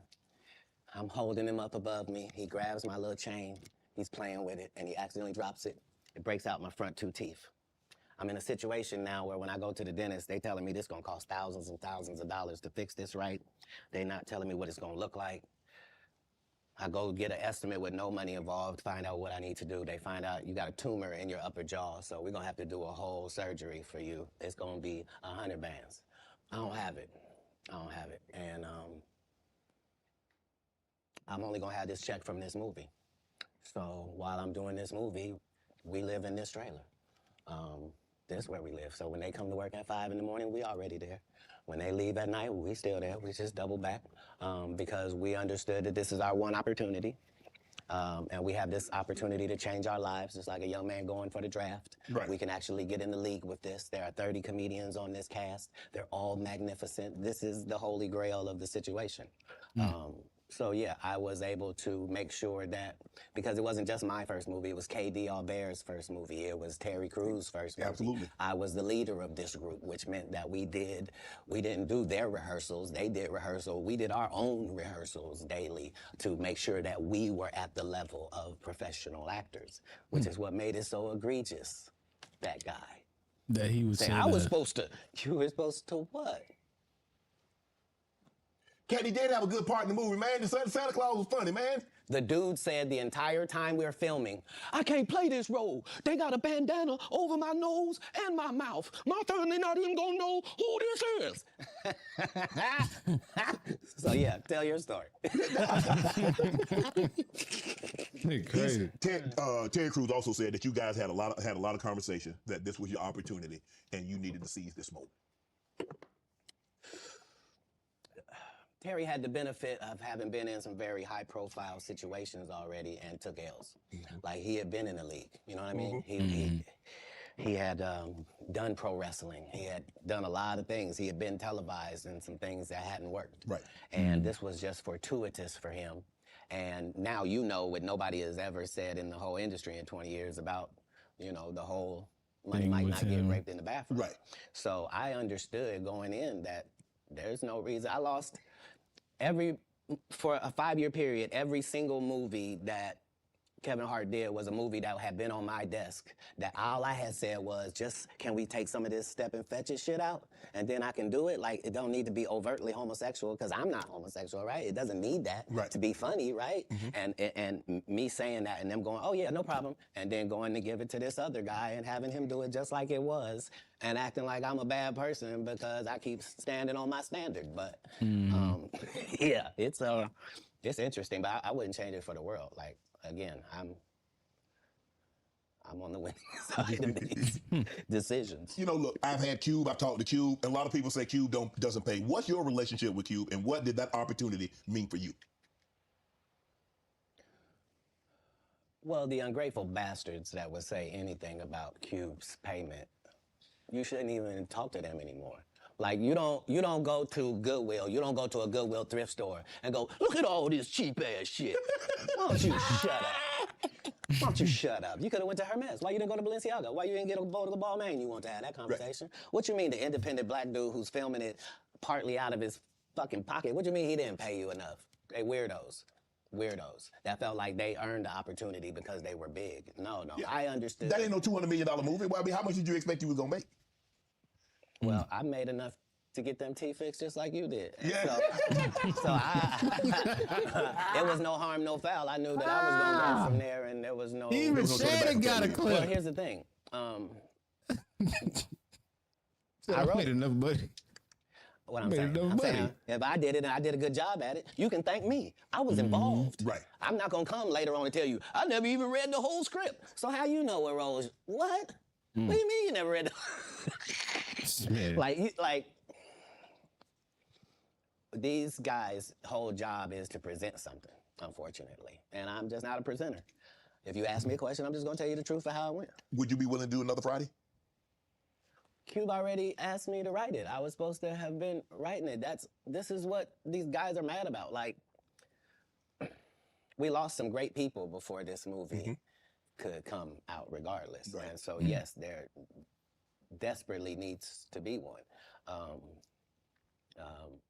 But we miss John Witherspoon in a way that can't really be quantified. Basically, yeah. And I wouldn't want to see a Friday movie anyway, man. Epstein Island, Chris Tucker. Oh my goodness, Chris Tucker getting flamed? Whew. If I didn't know no better, I'd tell you he's the greatest. I don't care what you say. To be confident and not delusional is a real skill. Most of these confident people we see is really delusional. Well, you don't think they asked Chris Tucker to come back in the second Friday? He asked for more money. That's what he said. Smokey was all in. Smokey, there ain't no Friday without Smokey. We all agree to that, and there's no next Friday without Friday, and there's no Friday after next without Friday. Friday. We talk about the road because you say that they don't... Here's the thing. Okay. Here's the thing. Chris was allowed to make the decision. At the time that this is happening, Katt Williams is known for smoking weed. Willie Nelson is known for smoking weed. Right. Snoop's known for smoking weed, but none of us is really known except Willie. And I'm saying, Chris Tucker didn't want to be the poster child for smoking weed. He don't smoke weed like that. Right. He in the church. Became Michael Jackson's best friend. Christmas. Michael Jackson called him Christmas. You ever met a man that gave you a little nickname? He converted to Christianity, so I mean that's the real reason why, honestly. That's the real reason, honestly. He converted to Christianity. Man, I ain't gonna be able to get nobody back. I ain't gonna be able to get no more comedians. They all coming. No, they ain't. Are you kidding? Nah. Hey, I promise you. I done got all the rest of them. I done got the ones. I promise you, everybody trying to double back. You're gonna be having to beat them all with a stick. You won't let him. They're coming. Much as. You're on Def Comedy Jam, Comic View. What were those experiences like? What do you remember most about Def Comedy Jam and Comic View? Comic View was everything. Comic View was really the break. and not Friday after next, just because Comic View was just 3,000 of your stand-up peers, and we just throw sets of all of them up there, and we see who the audience likes. Who do they like? And it was a great wild, wild west time to be involved in comedy. And the same is true for Def Jam, because hip-hop was a fad at one time, and hip-hop ain't gonna last, and why are you doing that? And that's how it was for blue comedy. If you were a comedian that cussed, you were ridiculed by the mainstream comedy geist. That would be like me being on Joe Rogan. Joe don't want me on there. I need to be on Shannon. Joe got 6 comedians that never been funny. He want to push out. Wow. Oh, Rogan too. But that's really how it is. I'm so sorry I'm competitive. You're an athlete, right? You Yeah, I can tell. You understand. Will there ever be another Comic View, Def Comedy Jam? Could that, in today, in 24, 25, 26, could we see that again? They've already announced it. It's already going. You didn't know? Yeah, Kevin Hart purchased it, so he's now doing Comic View. That happened at the same time that they gave DC Young Fly Hollywood Squares. Yeah, because they tell you that there's no gatekeepers, but we keep seeing the same people open the gate. Didn't Kevin open the gate and let Tiffany in? Ain't he now opening it up for, don't such and such open the gate? What do you mean ain't no gatekeepers? There's 100 gates out here. Would you? Everyone I've seen got a keeper. Would you have wanted to do Comic View or Def Comedy Jam? Would you have wanted to be? I think we just mentioned I did them both. No, I'm saying purchase the rights and Come on now. refranchise it. Come on now, Shannon. You know the answer to that. Nope. They didn't offer it to me anyway. Like, Comic View did a couple of disservices to comedy as well. So there were people like me that were out there getting 2 and 3 standing ovations in one set. And that wasn't good for television. So what they did was they started making everybody get a standing ovation. So they would tell the audience, when they get off stage, everybody get up and cheer.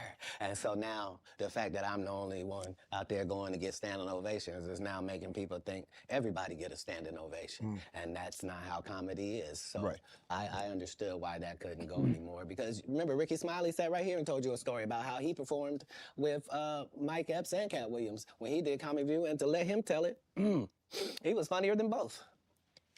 My name Lil Dow. No.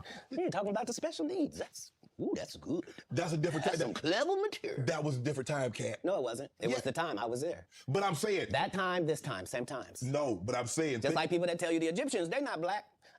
Egypt is in Africa, folks. As long as Egypt is in Africa, then Egyptians are These African. are black, yeah. Do you believe you can tell the same jokes today as when you started out? I mean, Eddie Murphy not telling those jokes. Richard Pryor wouldn't be able to tell those jokes in 2024 that they told in the 70s and the 80s. Wouldn't have been able to tell none of the jokes. But that's my point. They're not inferior people. No. If they were in this time, they would be going according to our time. Just like then, we were going according to that. Like, that's how it is in the world. There are words that we can use for a while. And we use them for a while until somebody says, that ain't a good word. Yeah. We should stop saying that. Correct.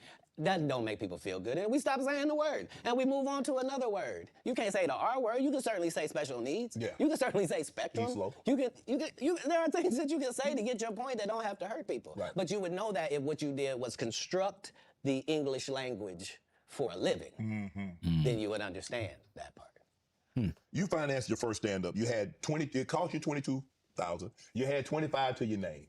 Yep. Why did you decide to do that? You believe that much in Katt? I believe that much in business. In business, the goal is for you to become independent and be the boss, take the responsibility, and also get the profit. Okay. That's all. How can I be looking for you to put me on if I wouldn't? And if I can't show you what you missed out on, why would you believe me? Now, the fact that I was able to do it 12 times, that's the real thing. The part that I'm able to do it all across the country. The fact that every time I do a tour or a special, you think, well, that's sponsored by somebody. Somebody did a good job. No, just the guy they're kicking around. Just the one that might mentally not be all there. He's the one picking the outfits, writing this guy's material, booking the shows, making sure he gets there. He's the one hiring the other comedians. But hey, I knew that that's the end goal. So if that's the end goal and I'm there when I start, why would I deviate from that? Right. Remember, my goal was to get this far in Hollywood and still have a virgin asshole and never have sucked a penis. That was my only goal. I didn't want to get with a white woman because I was scared she might have me running down the street like Jonathan There Majors. you go. See, come on, Katt. Not because I didn't like white women. I think white women are as great as any other women. But I'm not gonna act like I'm not scared of them. I have a reason to be scared. You could be Kang the Conqueror, and they could take your rabbit ass down in 2 weekends. And that's the truth of the matter. So I stayed away from that. And remember, I told you the drug story from when I'm in the park. Yeah. So these are just the things. I had all of those when I came in. I already was ready for that. That's what they don't like. I did not know. You're telling me and showing me a side of the business that I didn't know. That you guys are, man, the competition, the competitiveness. That's all business. I don't care if they're selling Coke. You wouldn't believe the things that Coca-Cola says about Pepsi. You wouldn't believe the water conversations between Dasani and Liquid Death. Like in all business, in all sport, competition is a driving force. And I don't require anybody to be better. Who am I? I just require if you're a loser and you've taken shortcuts at every chance and you've made sure that you didn't put anybody on that really had a work ethic and was a God-fearing person and you helped it. If that was never you, then don't act like that's you. Don't get out here now that you don't do stand-up and start acting like, oh, you're not sure why you don't do stand-up no more. I heard you got run off. You better be careful. The nigga that run you off gonna show up and he gonna tell everybody. Man, what you gonna be able to say? Nothing. Why you think I speak with such clarity? I'm actually involved in each one of these stories I told you about. Right. Right. The one comedian that we've been sitting here doing this interview that you hold in very high regard is Dave Chappelle. Dave Chappelle walked away from 50 million. You said it was more. Tell the story. That's right. I'm gonna let you tell it. No, you're No, the I best. want you to tell it. You really are the best. You're proving it here today. As much as I'm proving it, you proving it. You proving it. Yeah, that wasn't the thing. It wasn't. People say that. He lost $50 million. No, that's not even close to what happened to this dude. And until you understand what happened to the dude, you don't understand what happened. Like, no, not they offered him $50 million and he turned it down. Who gonna turn down $50 million? Now, I've had to turn down $50 million 4 times. 4 times, just to protect my integrity and that virgin hole I was telling you about. Right, because P. Diddy be wanting to party. And you gotta tell him no. You got to tell him no. I did. gotta tell him I did. See, I got the receipts for everything I'm telling you. That's why I can say I'm so free. You gotta tell him. Thank you, sir. Thank you. Because early on you was accusing me of being... Katt, man. Yeah, it's crazy. I mean, but you know, some of these people... Martin tried to put me in my first dress. When he had to go on his hiatus, I know this he told story. me, Katt, when I come back, I need you. You my young I know partner, you this my brother in story. comedy. When I come back, just promise me that my next movie, it'll be me and you. We're going to do it together. We're going to do some buddy cop shit. I said, Martin, you got my motherfucking word, my nigga. Go do what you got to do. When you come back, I'm in your movie. Don't trip. I don't need to see the script or nothing. You know, we get in that office and this fool pull out Big Mama's House 2. I almost died. And I got to read this script from all these good white people. Where this nigga want me to get in a dress with him. And I'm literally saying to everybody, why is he in a dress again? You already played the old lady as an FBI agent. We can play anything now. We can be playing a dog catcher this time. Why do we need to be in a dress? And I get so mad, I say, you don't want me. You want Brandon T. Jackson. And that's who they went and got. Twice I said it, they went and got it. Just like I'm telling you, I had that other dude's work. I had all of it. All I did was say, I want to punch it up so it's not offensive to real niggas. And that's how I got in this position. I sure hope I have Club Shay Shay after this. No, facts. It's gonna be in a dimension it's never been. Yeah, it's gonna be. The greatest It's thing gonna be somewhere. afterwards. No way. In a whole different realm of business. Oprah coming next. This is Once I establish this as a place of truth, oh yeah. Watch. God's people ain't that few. Prince. You met Prince. Prince was a friend of mine. He was a friend of mine. What was those conversations? Because look, has to be. I mean, sometimes we don't really understand or appreciate someone until they're gone. I did. I was a big Prince fan. All of this stuff because he could play all the instruments. He could sing. He could dance. He was an entertainer that could sing. And what he wrote. I mean, who thinks of Cherry Moons? Who thinks it snows in April? Who a Raspberry Beret or Pink Cashmere? The Purple Rain. The things that he wrote about. Well, like, bro, who mind goes there? Yeah, he wanted to show people another dimension. Unlike anybody in the world. He was just an amazing individual. I was able to meet him when I was 12, and I knew him my entire life through all of his changes. I was able to assist him many times. If you go look at Prince's car collection, you'll see that Prince don't have not one car Katt Williams ain't got. He got the Prowler from Friday After Next in there. He got the same Bentley as me, like, because we share certain things. Our connection was lyrics, musical lyrics, women, and cars. And those are the areas where he trusted my opinion on things. And that's where I got to be helpful in his life. And he was helpful in mine in really all different types of ways, especially about the business, as far as being a black man that was rich in this business at 18 years old, had already did his first $1 million contract, had already broken records, was determined that he didn't want to be like anybody else, was so great of a guitar player that black people just stopped caring about guitar, and he got left out on a limb and somehow still had to create his way out of that. He was just really a one in a billion type person. I was lucky to know him. Now, there are specials and the streaming. I don't know. I don't think there's as many, and there's no DVDs now. So where are you on this streaming, the specials? I mean, obviously you still tour, but how much do you focus on? Okay, I'm gonna tour, say 100 days or 150 days, but I'm gonna do a special. Well, now that our relationship with Netflix is at the 8-figure mark, 8? How You said 8? How often you want to make them? Oh, you said 8? I mean, like Right. 5, 6, 7, 8? Got to be 10 million to qualify, yeah. So what I'm saying is, once you're at that level, how many would you do? I'd be willing to bet you say, every time you turn around, I'm gonna be doing another one. Hey. I think that's what you would say if you was any good. Yeah, and for like sure. I said, with 12 comedy specials, why do I need to be in these conversations with these specialist people? Sid ain't got no specials you remember. Steve ain't got no specials you remember. Ricky ain't got no specials you remember. Faison ain't got no. What? So why do y'all Quake get did a special. Yep, it was 20 minutes long. It was good too, though. It was. He's good. Not it was good. Yep, it was 20 minutes. Got no special you remember. Faison ain't got no. What? So why do y'all Quake did get a special. Yep, it was 20 minutes Who long. got a, It was who good got a too, though. special? It was. What? So why do y'all Quake did get a special. Yep, it was 20 minutes long. It was good too, though. It was. He's good. Not it was good. He's Yeah, good. see, Quake my He's guy. good. Don't think because I said Quake. something Earthquake. derogatory that Okay. Earthquake. I don't know how to hate. Earthquake has consistently, I don't think anybody's ever said Quake wasn't funny. He probably never been booed, Yeah. I don't think. I don't think he's ever given a bad performance in Nathaniel, his my life. dog. But his just due was overdue. He was in a whole different situation. Yeah.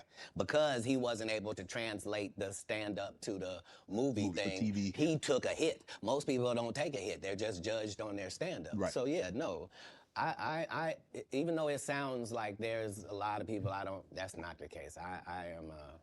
I'm a proponent of all of us who are in this business working hard trying to make it. When you got into stand-up, was crossing over, was doing TV, was doing movie, was that a part of it? You're like, okay, I'm doing stand-up. Okay, the next progression is TV, movies. Throughout the history of stand-up, sir. That's the goal for all of us. That's how it goes. That's why when you hear these dudes talking about, oh, I didn't want to be a movie star, you just know it's disingenuous. Like, what are you talking about, dude? Yeah, oh, no, I just wanted to do a game show. Right. What? Are you sure? Are you sure? Because I thought you did Mark Curry's show over after he had just done hanging with Mr. Cooper. Why would you do all of that man's stuff that he did on his show on yours and then do the dude's stand-up? When you go on the road. Damn, his stand-up And too? then you never put Mark Curry on your show or nothing. Like, if you don't say anything, these dudes will run over you. I don't know if you know how bullies operate. But if you don't stand up for yourself, there really is nothing they won't do. Right. You're a very generous man, Katt. You were the sole sponsor of Melba Moore getting a star on the Hollywood Walk of Fame. You did all that on your own. Why? Do you have a personal relationship with Melba? No. I understood that she was a black woman in a time where it mattered what you look like, and they had a certain thing that they needed you to look like and act like in order to be successful. Right. And she just never did that. She wasn't tall enough. She wasn't fine. They didn't like her looks. They didn't like that her hair was natural. They talked crazy about her, and yet she still made all of these achievements. And I'm like, understand, I'm already in the Comedy Hall of Fame. I'm already going to heaven no matter what happens. If it ends in a second, I'm up there. So it gives me the leeway to do some things that are simply because it's the right thing to do. So the truth of the matter is, they wanted to give me a star, but please don't consider me and this person been sitting on this list this whole time. And just because they ain't got enough money, they can't get their just due? That's crazy. When do you start? That's hurtful. What if somebody can't afford their flowers? You mean they don't get them? No, God don't operate like that. He was sending a dummy like me to come and take care of that. Just so that the right thing happens. That's how the universe works. Because remember, what am I spending my money on? I'm not spending my money on strippers. I ain't spending them on drugs. Why not? Like, Stripper what? bar. Because if I go in a strip club, I'm only trying to get her out of there. Yeah. I have no intention of her or any other people being in this position. If I see a girl I like at the strip club, I'm telling her, you know, you don't have to strip no more after this. Oh, he's that This type will of be your nigga. last day. He's that How type of about that? nigga. What would it be like just to leave it all? You ain't gotta be a hoe no more. I don't even want you to go get your purse. Just leave it. Ain't nothing. We get new ID. We get new ID and credit card and social security card. We don't need none of that. None of that. We don't need none of that. This life don't look good on you. Yeah, shit. You don't even look like a drug addict. Got me thinking, Cat. Right. You hear these athletes talking about, yeah, we was out there tricking. What? Why? You're part of the problem. You're part of the problem. Stop paying people that you don't have no respect for. It sets it up bad for us. We got women out here can't find a man because they acting like him. You an alpha. Now the alphas all want these subservient husbands. You can't have one. No. That ain't gonna happen. It ain't gonna happen. Sorry about that. Okay, go ahead. Boy, you done got me canceled. How many times in this program? Where's the camera? Him? You? I didn't nigga. write nothing. I said tonight. It's all been on these cue cards, and I'm just gonna keep reading them. Ask your next question. The Migos. Do you help them get out of financial situation? Wow. I don't think we ever, as a nation, can remember a time that the Migos were financially unsuccessful. So for the record, I would assume that they've never needed Katt Williams' financial assistance for anything. I'm sure that between QC, the label, and other things, they were taken care of. On the other hand, if I was given the opportunity to help them, would I? Of course I would. That's what I do. I'm a pro-black non-racist. Like, I really, really love black people, but I don't love them more than other people. I love everybody.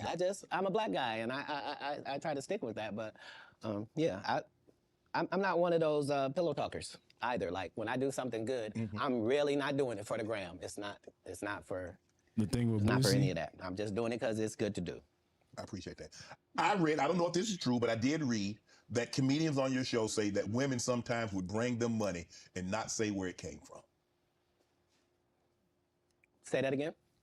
Comedians would say women would bring them money and not say where it came from. Right. So I'm not a feminist like a feminist would be, but I do believe that that in my camp, like if I had 35 people in my camp, right? I believe that other than 4 jobs, I believe that a woman is better at any of them jobs than any man could be. Okay. So 10 of these jobs, no man can work because I'd rather a female be there. If I gotta smell anybody's breath, I want it to be hers. I don't want none of you crusty. So what I'm saying is, if in a staffing issue, I'm gonna have 75% women just because I prefer them. Right. I don't prefer to hear 2 guys talking in the corner. I prefer to hear 2 ladies talking in the corner. I don't care what they're talking about. I just prefer that. So a lot of times I will utilize ladies to convey a message. If a comedian is doing a great job somewhere in the country, he just did a masterful set and nobody's gonna pay him. They just clapping. And I know he's broke as shit back there. Wouldn't it be nice if somebody just showed up and gave him a He's little really a blessing? good-hearted person, And he didn't bro. have to suck me off for it and thanks, Katt. And boy, I really needed it. He's really a good-hearted Why would you person, do man. that? If you was actually just trying to help people, For you real. would. People know that's how I pay my tithes. If I got paid $100,000 to be at your city, I'm gonna take 10,000 of that and put it in your homeless area. Not because I got to, because you gave me 100 racks to come to your little rinky-dink town. Who would I be to not pay my tithes back to your town? That's how I got in this position. Wow. You adopted 7 kids. Why?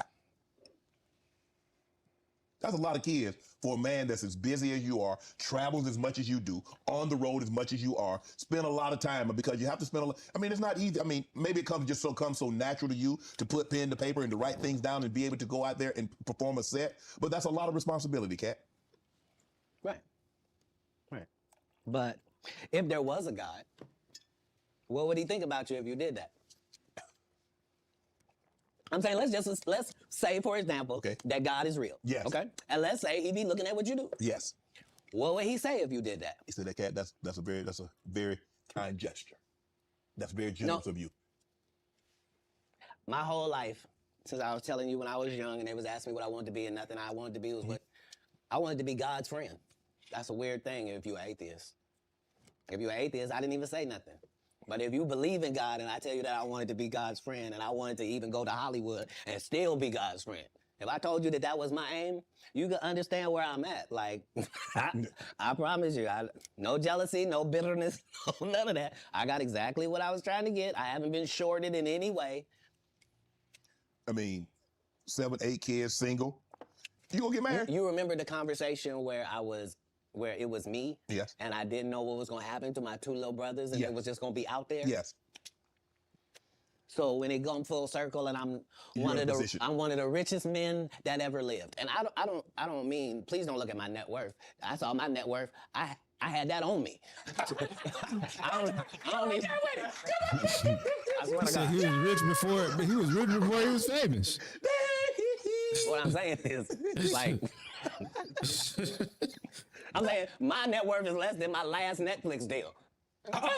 You understand what I'm telling you? Make it make sense. But I'm fine. Jesus was poor. Jesus ain't had nothing. So why don't be mad you say I don't have nothing? They had the amenities they had back then, okay? Say it again? We got different amenities now. Not more than gold. Gold was the amenity of that time. We still got gold. Gold still running. They have no Rolls Royce. They got you can buy an ass. That's what they call it in the biblical time. It was cheap. This man crazy. I'm saying if you really want to say, I'm saying a Cullinan is cheap. So back in the day, I would give my girl a donkey. Today we get her a Cullinan. But I'm saying whoever, whatever it is, I'm saying we. I'm saying because what we gonna do? I done already told you, I'm one of the richest people that ever lived. Yes. Only in the fact that when I wake up in the morning, no matter where I am, I don't need nothing. Whatever I need is right around me, and whatever I don't have, it's only just because I don't have it. It's not because I can't get it. All I got to do is want it, and it belongs to me. So because of that, because I'm favored by God, like when I see people's wives and stuff, I don't even look at them. You know what I mean? Like I don't want to look at nothing I don't want to have. Because I know how blessed I am. If I look at it, I got it. That's how Diddy be feeling. Now, come on, man. Jesus. So you're not supposed to look at anything that you don't want. Not me personally, just because God has given me literally everything I ever even pump faked like I want. And that's the whole thing. That's the whole thing is I don't have a type of woman. Every woman that I ever had as a type, I ended up getting her. Now she's not the type anymore. Now I understand that every woman is a one of one. Like you can't really have types. Mm-hmm. What? Cause see how you try to ask me something about marriage, but then I ain't say nothing about no marriage. Yeah, you did. When you rewind the tape, you let it out. You was like, so you ever gonna get married? And then you took it back. It's okay. It's okay. I was known as a photographic memory. Are you? I'm not against it. Like most people that are not married is because they're afraid of commitment. It's not that like that. That's a fact. It's just the whole time I wanted to be married, I had kids, so I had to try to fill my wife's place before she got there. So I'm already got kids without a mother, but so now I got to be doing laundry. I'm washing dishes. I'm reading stories. I'm having to nurture. I'm having to do all of this, and I got to the point where I did. All right, I think I can stop right here. It's a lot. It's a lot. So what I'm gonna do is finally, because I think I've been here like I've overstayed my welcome on the stream. What I'm gonna do is I'm actually going to be looking at all of the responses to not all the responses, but all the responses that were, you know what I'm saying? All the responses that were warranted towards Katt after the interview. So we're gonna start with Kevin Hart. Kevin Hart got all types of shots from Katt. Kevin Hart responds to Katt Williams calling him an industry plant on Club Shay Shay. That's right, y'all. For those who missed it yesterday, Katt Williams was on Shannon Sharp's podcast, and of course, he went viral after naming several comedians, right? That's clearly had issues with Katt over the years, or vice versa. You know how it is. And he pretty much wanted to set the record straight. Now, of course, he mentioned Kevin Hart, and this is what he had to say. Guy Torrey did a beautiful special about the Comedy Store and Fat Tuesday, where he said that Steve and Cedric and Kevin Hart and Tiffany Haddish came through there and made... All lies. Steve and Cedric never performed at the Comedy Store at all. Tiffany was only seen at the Laugh Factory. In 15 years in Hollywood... I just want to say one thing before I continue the video. It's so crazy to me that Tiffany Haddish actually started with Katt Williams. Katt Williams took her on tour. So it's crazy that there was even that he even had any type of anything nasty to say about Tiffany Haddish. That I feel like that is such it's so weird. Even back when he called her out for doing a girls trip and her not being a comedian or whatever he had said about her, it's just so weird because he's the one who put her on basically. And I think the reason why he attacks her is because she's over there hanging with old boy, basically Kevin Hart. And I feel like in a way he's betrayed by the fact that you were over here with me, now you over there with my competition. Whoa. I just thought that was interesting. Hollywood. No one in Hollywood has a memory of going to a sold-out Kevin Hart show, there being a line for him ever getting a standing ovation at any comedy club. He already had his deals when he got here. Have we heard of a comedian that came to L.A. and in his first year in L.A. he had his own sitcom on network television and had his own movie called Soul Plane that he was leading? No, we've never heard of that before that person or since that person. What do you think a plant is? Maybe people don't understand the definitions of these words. He just did his documentary with Chris Rock where he shows you that his whole upbringing in comedy was on the East Coast. Yeah, it was. So how simultaneously was he here in Los Angeles doing the same thing? It did happen. It didn't happen. And I hate to seem like a petty individual for picking apart lies, but Jussie Smollett gonna keep lying until you say we don't believe you. Moments ago, Kevin Hart will respond to Katt Williams via Twitter with a post that reads, "Gotta get that anger about you, champ. It's honestly sad. In the meantime, please enjoy my movie trailer to my next film, Lift, which will be dropping on Netflix in 8 days. There is a moment in the trailer where Goo says they really love you. I know she's talking about Katt. Laughing emoji. Mark your calendars, world. This one is special." All right. Now, again, that was Kevin Hart responding to Katt. I ain't gonna lie. For him being... For Kevin Hart being who he is, I'm gonna just keep it real, bro. He's not funny anymore. He let Hollywood work him. He let Hollywood work him so much and put him in every single movie that his comedy style just is decapitated. His stand-up comedy just is decapitated. Since his first two specials, he hasn't done any. I'm gonna be honest with you. His brand, his stand-up has really not been it. Since the last time I really loved a Kevin Hart special was his first 2 or 3 specials. And then after that, everything else is just okay, it's just filler. You're just doing it just because you trying to keep yourself afloat in the grand scheme of the fact, just in the grand scheme of the fact that you are not doing comedy as much as you did anymore. You are not doing stand-up comedy as much as you did anymore. And you're this big movie star who just takes every single movie role. He oversaturated himself so much with work that whenever he tries to do comedy, it's just it doesn't work the same like when he first started.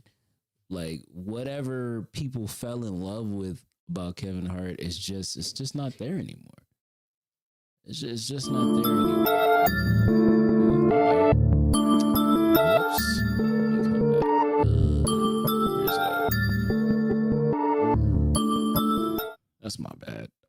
So I think that might be get the it. anger about you, champ. It's honestly sad. In the meantime, all right, now that have existed when it comes to his creation of at some point moving forward. Yeah, that's what he said. Now, amongst another person who was amongst the bevy of people who caught shots was Ricky Smiley. Now,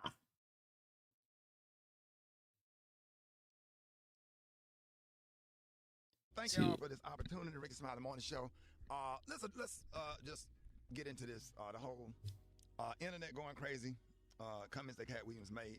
But if I can't speak on behalf of the other comedians, but the only thing I can speak for is myself.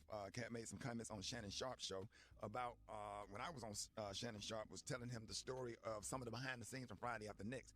Let's start with that. When I went out there, let's just go back. In 2000, I was the host of BET Comic View and in the season 2004. I also worked on this show called Live from LA. That was my first job with BET, and that's where I met Ice Cube, if I'm not mistaken. And Ice Cube was like, man, hey man, I like your work. I want to do some stuff with you. I want to put you in some movies. And Ice Cube started putting me in movies, which really helped my career. I was in All About the Benjamins, of course, when they changed the ending of it, that part didn't make any sense. But then he put me in Friday After Next. And just for clarification, I went out to audition for Friday After Next as Money Mike, not the Santa Claus. And that is the honest God truth. I had no reason to go on there and to go on Shannon Sharp show and lie. So he's still maintaining that he auditioned for Money Mike and he was supposed to get Money Mike.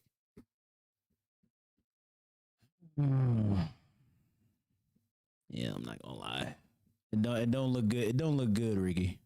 It don't look good, Ricky. Was Money Mike, and I guess the producers, Cube and everybody saw something different.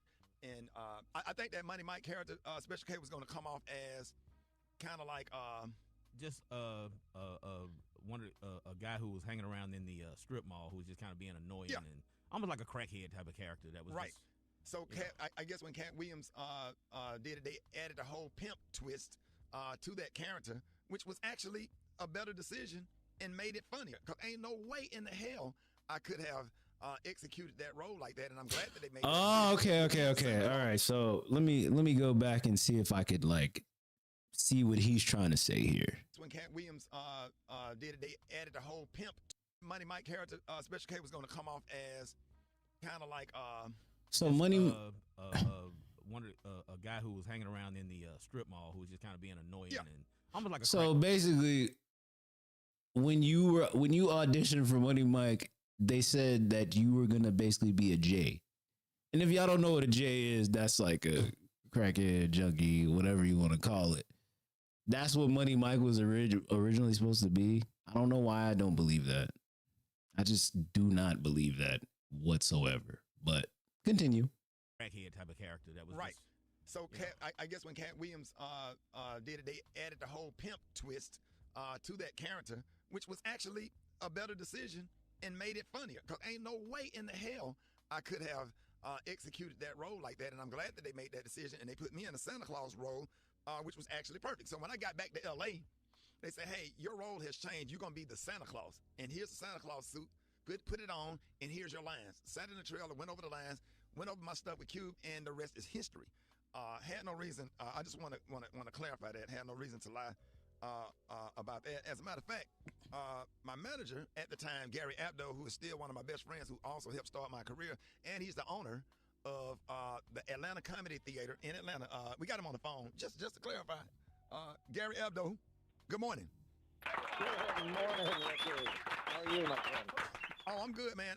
Just for clarification, you was my manager at the time. We went to LA together for the audition. Cube wanted to see us. What is your version? Yeah, well, we're old, and that was 23 years ago. So, our memories are what our memories are. You went out, you auditioned, they wanted you to play Money Mike. That was the sides that they had sent. The sides are the portion of the script for the part they want you to play. those were the sides they sent. That was the audition you did. They said, great, we want you to play this role. My recollection is you had to go back and read for the execs from the studio one final time. And the night before that, we got different sides, and they said, no, we want you to play this role. And we didn't understand it. You know, we really were under the impression, well, you had the role as Money Mike, but then all of a sudden they switched it up. Now we understand why. Katt came in, blew them away. He's an incredible performer. That was probably one of the most iconic breakout parts in movie history. I mean, that was literally Katt's first movie. You know, Friday was not Chris Tucker's first movie. Next Friday was not Mike Epps' first movie. For that to have been Katt Williams' first movie, and he exploded. I mean, that literally made him an iconic touring comedian, one of the biggest to do it in this generation. And, you know, the rest, as they say, was history. But, yeah, absolutely, without a doubt, you were auditioning for Money Mike. We were told you had the role, and then that switched up overnight. And I'm glad I ended up being a Santa Claus, because that role was iconic and not as funny as his. I like the pimp. I personally like the pimp better, but the Santa Claus role was just perfect for me. At the time, I was skinny and could run fast. So and you could squeeze over that gate. So, yeah, that was the... I just wanted to clarify that. And then there was no contract ever that in agreement with the first Sunday movie, because that was a whole different production directed by who just directed my Netflix special, David E. Talbert, about me playing Bernice Jenkins. That's something that David called me personally. David and Lynn are fans and have been fans of my work for a long time, and they was like, we want you to play Bernice Jenkins, and you know, and here you go. And that's what happened. And I went out there and shot that in one day, me and Red Grant, and that was a lot of fun. Right. And it had nothing to do with Katt Williams' contract or whatever. So you know what I'm saying? Like, I respect Katt. Definitely disappointed that you have to get on the air and explain something like this, but you know, that's the truth, and I don't know what else to say. So there it is. There's not much else to say. You know, it's indisputable that Katt played that role, killed it, built an entire career out of that one role that all of us look at and go, wow, that's absolutely amazing. But it's also indisputable you were auditioning for Money Mike. We were told you had the role. You just had to read one more time, and then that switched up. And the crazy thing about it is we had a conversation when it came out. He said a lot of this 12 years ago, and we had a conversation because I was on 14th Street in Atlanta, right by the Four Seasons Hotel, and I was driving down the street with my granddad in the car, and I saw Katt Williams going across the street on 14th Street, and I said, Katt, what's up? Whatever. I just wanted to make sure we was good. He said, come over and have a cup of coffee with me, because he was walking over to Starbucks, and I went over and he went in there and got the coffee. We was chopping it up or whatever. Just didn't even really talk about the issue or whatever. I said, hey man, I want you to come out and say hello to my granddad. My granddad is a fan. He came out to the truck. I'll never forget, I was in my Ford F-150, and I came out and spoke to my granddad. He hugged my granddad and wished him well. My granddad was like, keep doing what you're doing, young man. My granddad was living at the time. It was just me and my granddad in the truck, and we dapped it up, and that was it. I mean, that was it, and I thought that we were good. I didn't know that we had any issues, and if there are any issues, bro, if you did Katt wrong, bro, just say that. If you said or did anything that was wrong, just take accountability, bro. Just take accountability. All the stuff that he said seems to have touched a nerve in you. And hey, bro, if you did that man wrong or said anything wrong to that man, bro, you should have just called him or had a conversation or something. Cause like, man, you know what I'm saying? That man went ahead and did total and complete. He aired everybody out. And it's like now everybody is like doing damage control and quickly making responses and stuff. It's like, bro, it's okay to admit that you did the man wrong back in the day. It's okay to admit that, hey, you didn't think he was a funny comedian. It's okay to admit that you didn't think his career was going to grow into anything. It's all right to admit that. It's all right to admit that your perception of who he was back in the day was that he was going to just be his career wasn't really gonna blossom like that. He was gonna do one or two movies and not even have a successful stand-up comedy career, and just dissolve and disappear because in comedy for a long time with Black Hollywood wouldn't give but one Black comedian a chance to blow the hell up, basically, as they say. So obviously in the 90s you would have X, Y, and Z comedian come and get blow up off of a stand-up special and then get a television show. It's not how it is now, how you can actually have 2 and 3 comedians and 4 and 5 comedians come up and actually become something, so the way the whole cliquish nature in comedy just got to stop, bro. In Black comedy, it like really has to stop. It's all right to admit y'all was wrong. Just say you was wrong and move on, bro. You ain't got to sit here. You don't got to sit here and explain yourself like, bro, whatever you said back in the day really, I'm pretty sure rubbed Katt the wrong way, and he stayed with that. Now y'all crying. Now all y'all crying wolf when he get on his soapbox and air the whole entire building out, man. Come on, now don't pretend. Or if there's anything that I've done, not only to Katt Williams, to anybody, I apologize, and I'm not perfect. I made mistakes, but I did. That's just the honest to God truth, and I did accountability. What I auditioned for, and I'm glad that the producers made that decision. And let me address all of the things with Gary. You can help me out with this because, comedy greats like Flip Wilson played Geraldine, Richard Pryor played some roles on his show. Jamie Foxx played Wanda. I know where he's going with this. In dresses, Black men with dresses. There's a lot of comics and a lot of comedy greats that did characters. Tyler Perry ain't a comedian. For the sake of funny, for entertainment, for the sake Tyler Perry wasn't a comedian, though. And it has nothing to do with nobody's comfortable in the role. Nobody wants to put on a damn dress or comfortable in it. That has nothing to do with my manhood being lessened for trying to play a role and trying to put food on the table for my family. Because it's a prop. It's nothing more than a prop. It's nothing. Bro, he can't say all of that.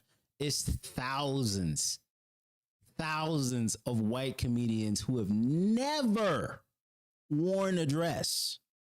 It's thousands of Hispanic comedians who have never worn a dress. It's thousands of Asian comedians who have never worn a dress.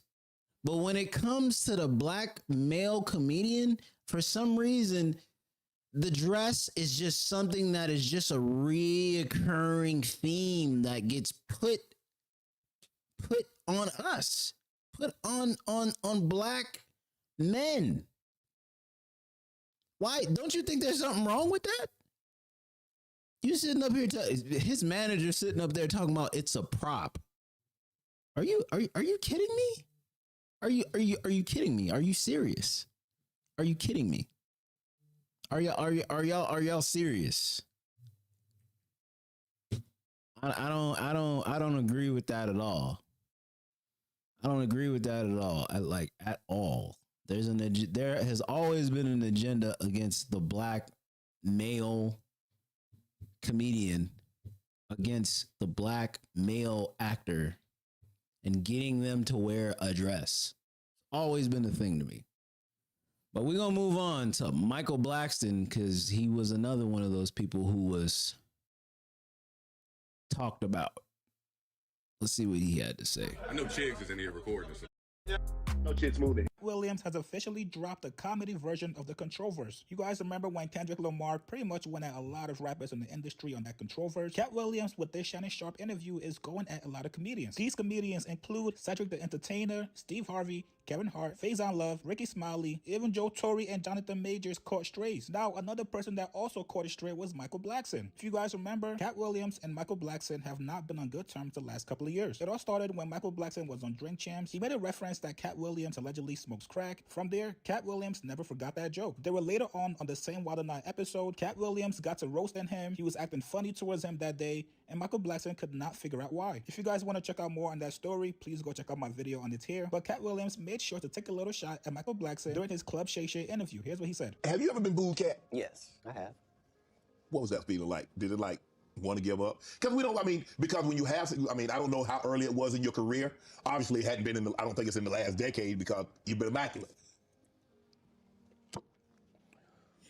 Have you ever dropped a pass? I have. I've been booed too. You know the little segment between everything is fine and I got it, and then you noticing where it is now? Mm-hmm. Yeah, it's that. The thing about as a comedian, the audience's opinion is the only opinion that matters, not you, the writer, not none of that. And so I don't think any comedian has ever been booed unnecessarily either. They deserve it. Oh yeah. I'm saying. What do they say when a guy shoots the air ball in the NBA? They say air ball to make sure everybody knows. But again, he still got to get back on D. Right. Like the game didn't end. He don't get to throw his hands up and sulk. Right. That's supposed to be used as a learning experience. Most comedians don't get booed enough. I mean, this is how you end up with a Michael Blackson who's a real African doing a fake African accent. Okay, no. This guy is mad at me. All I did was give him the best advice of his life. Remember, he was wearing dirty dashikis, and I told him he needed to dress to be in the position that he's trying to say that he's in. And if you're the African king of comedy, sir, there's actually comedians in Africa doing comedy. If you're going to say that, you got to go to Africa and get a school, dude. Everybody got, you got to put in some work. And these guys, they take my advice, they change their whole persona, and then they hate me for it. And generally, I'm just too big to comment or make a statement about it or do a live or any of that. But when it gets to be a whole grouping of these guys, I got to come and talk to Shannon.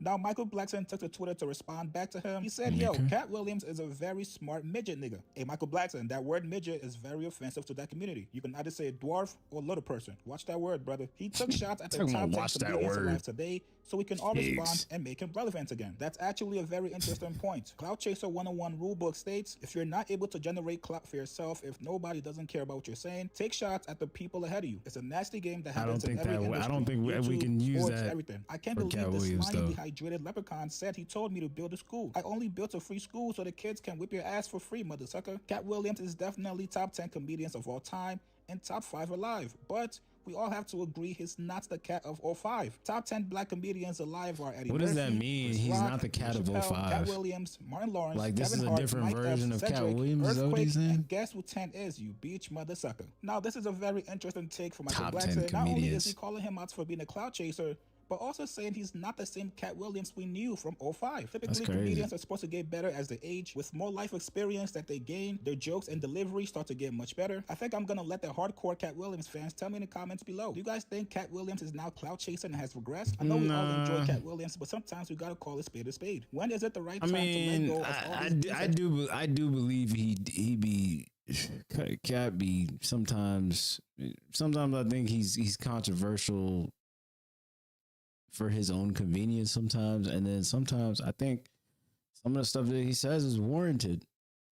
He needs to say it. It has to be said. If it's not going to be said by him, then it's not going to be said at all. There's no other black comedian that's that controversial that will say it like he'll say it, because most black comedians are probably too scared to let it out, unless we're talking about like Corey Holcomb.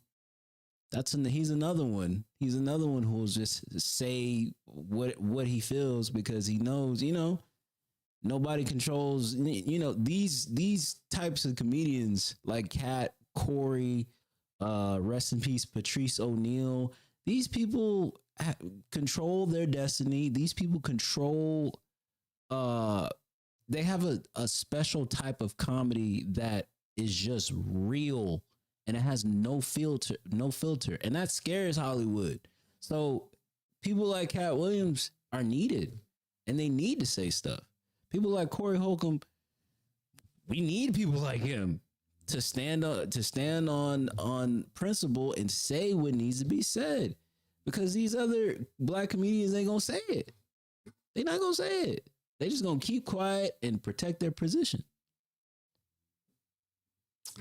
Last thing we're gonna look at here before, well, actually, I'm gonna look at this is The Art of Dialogue.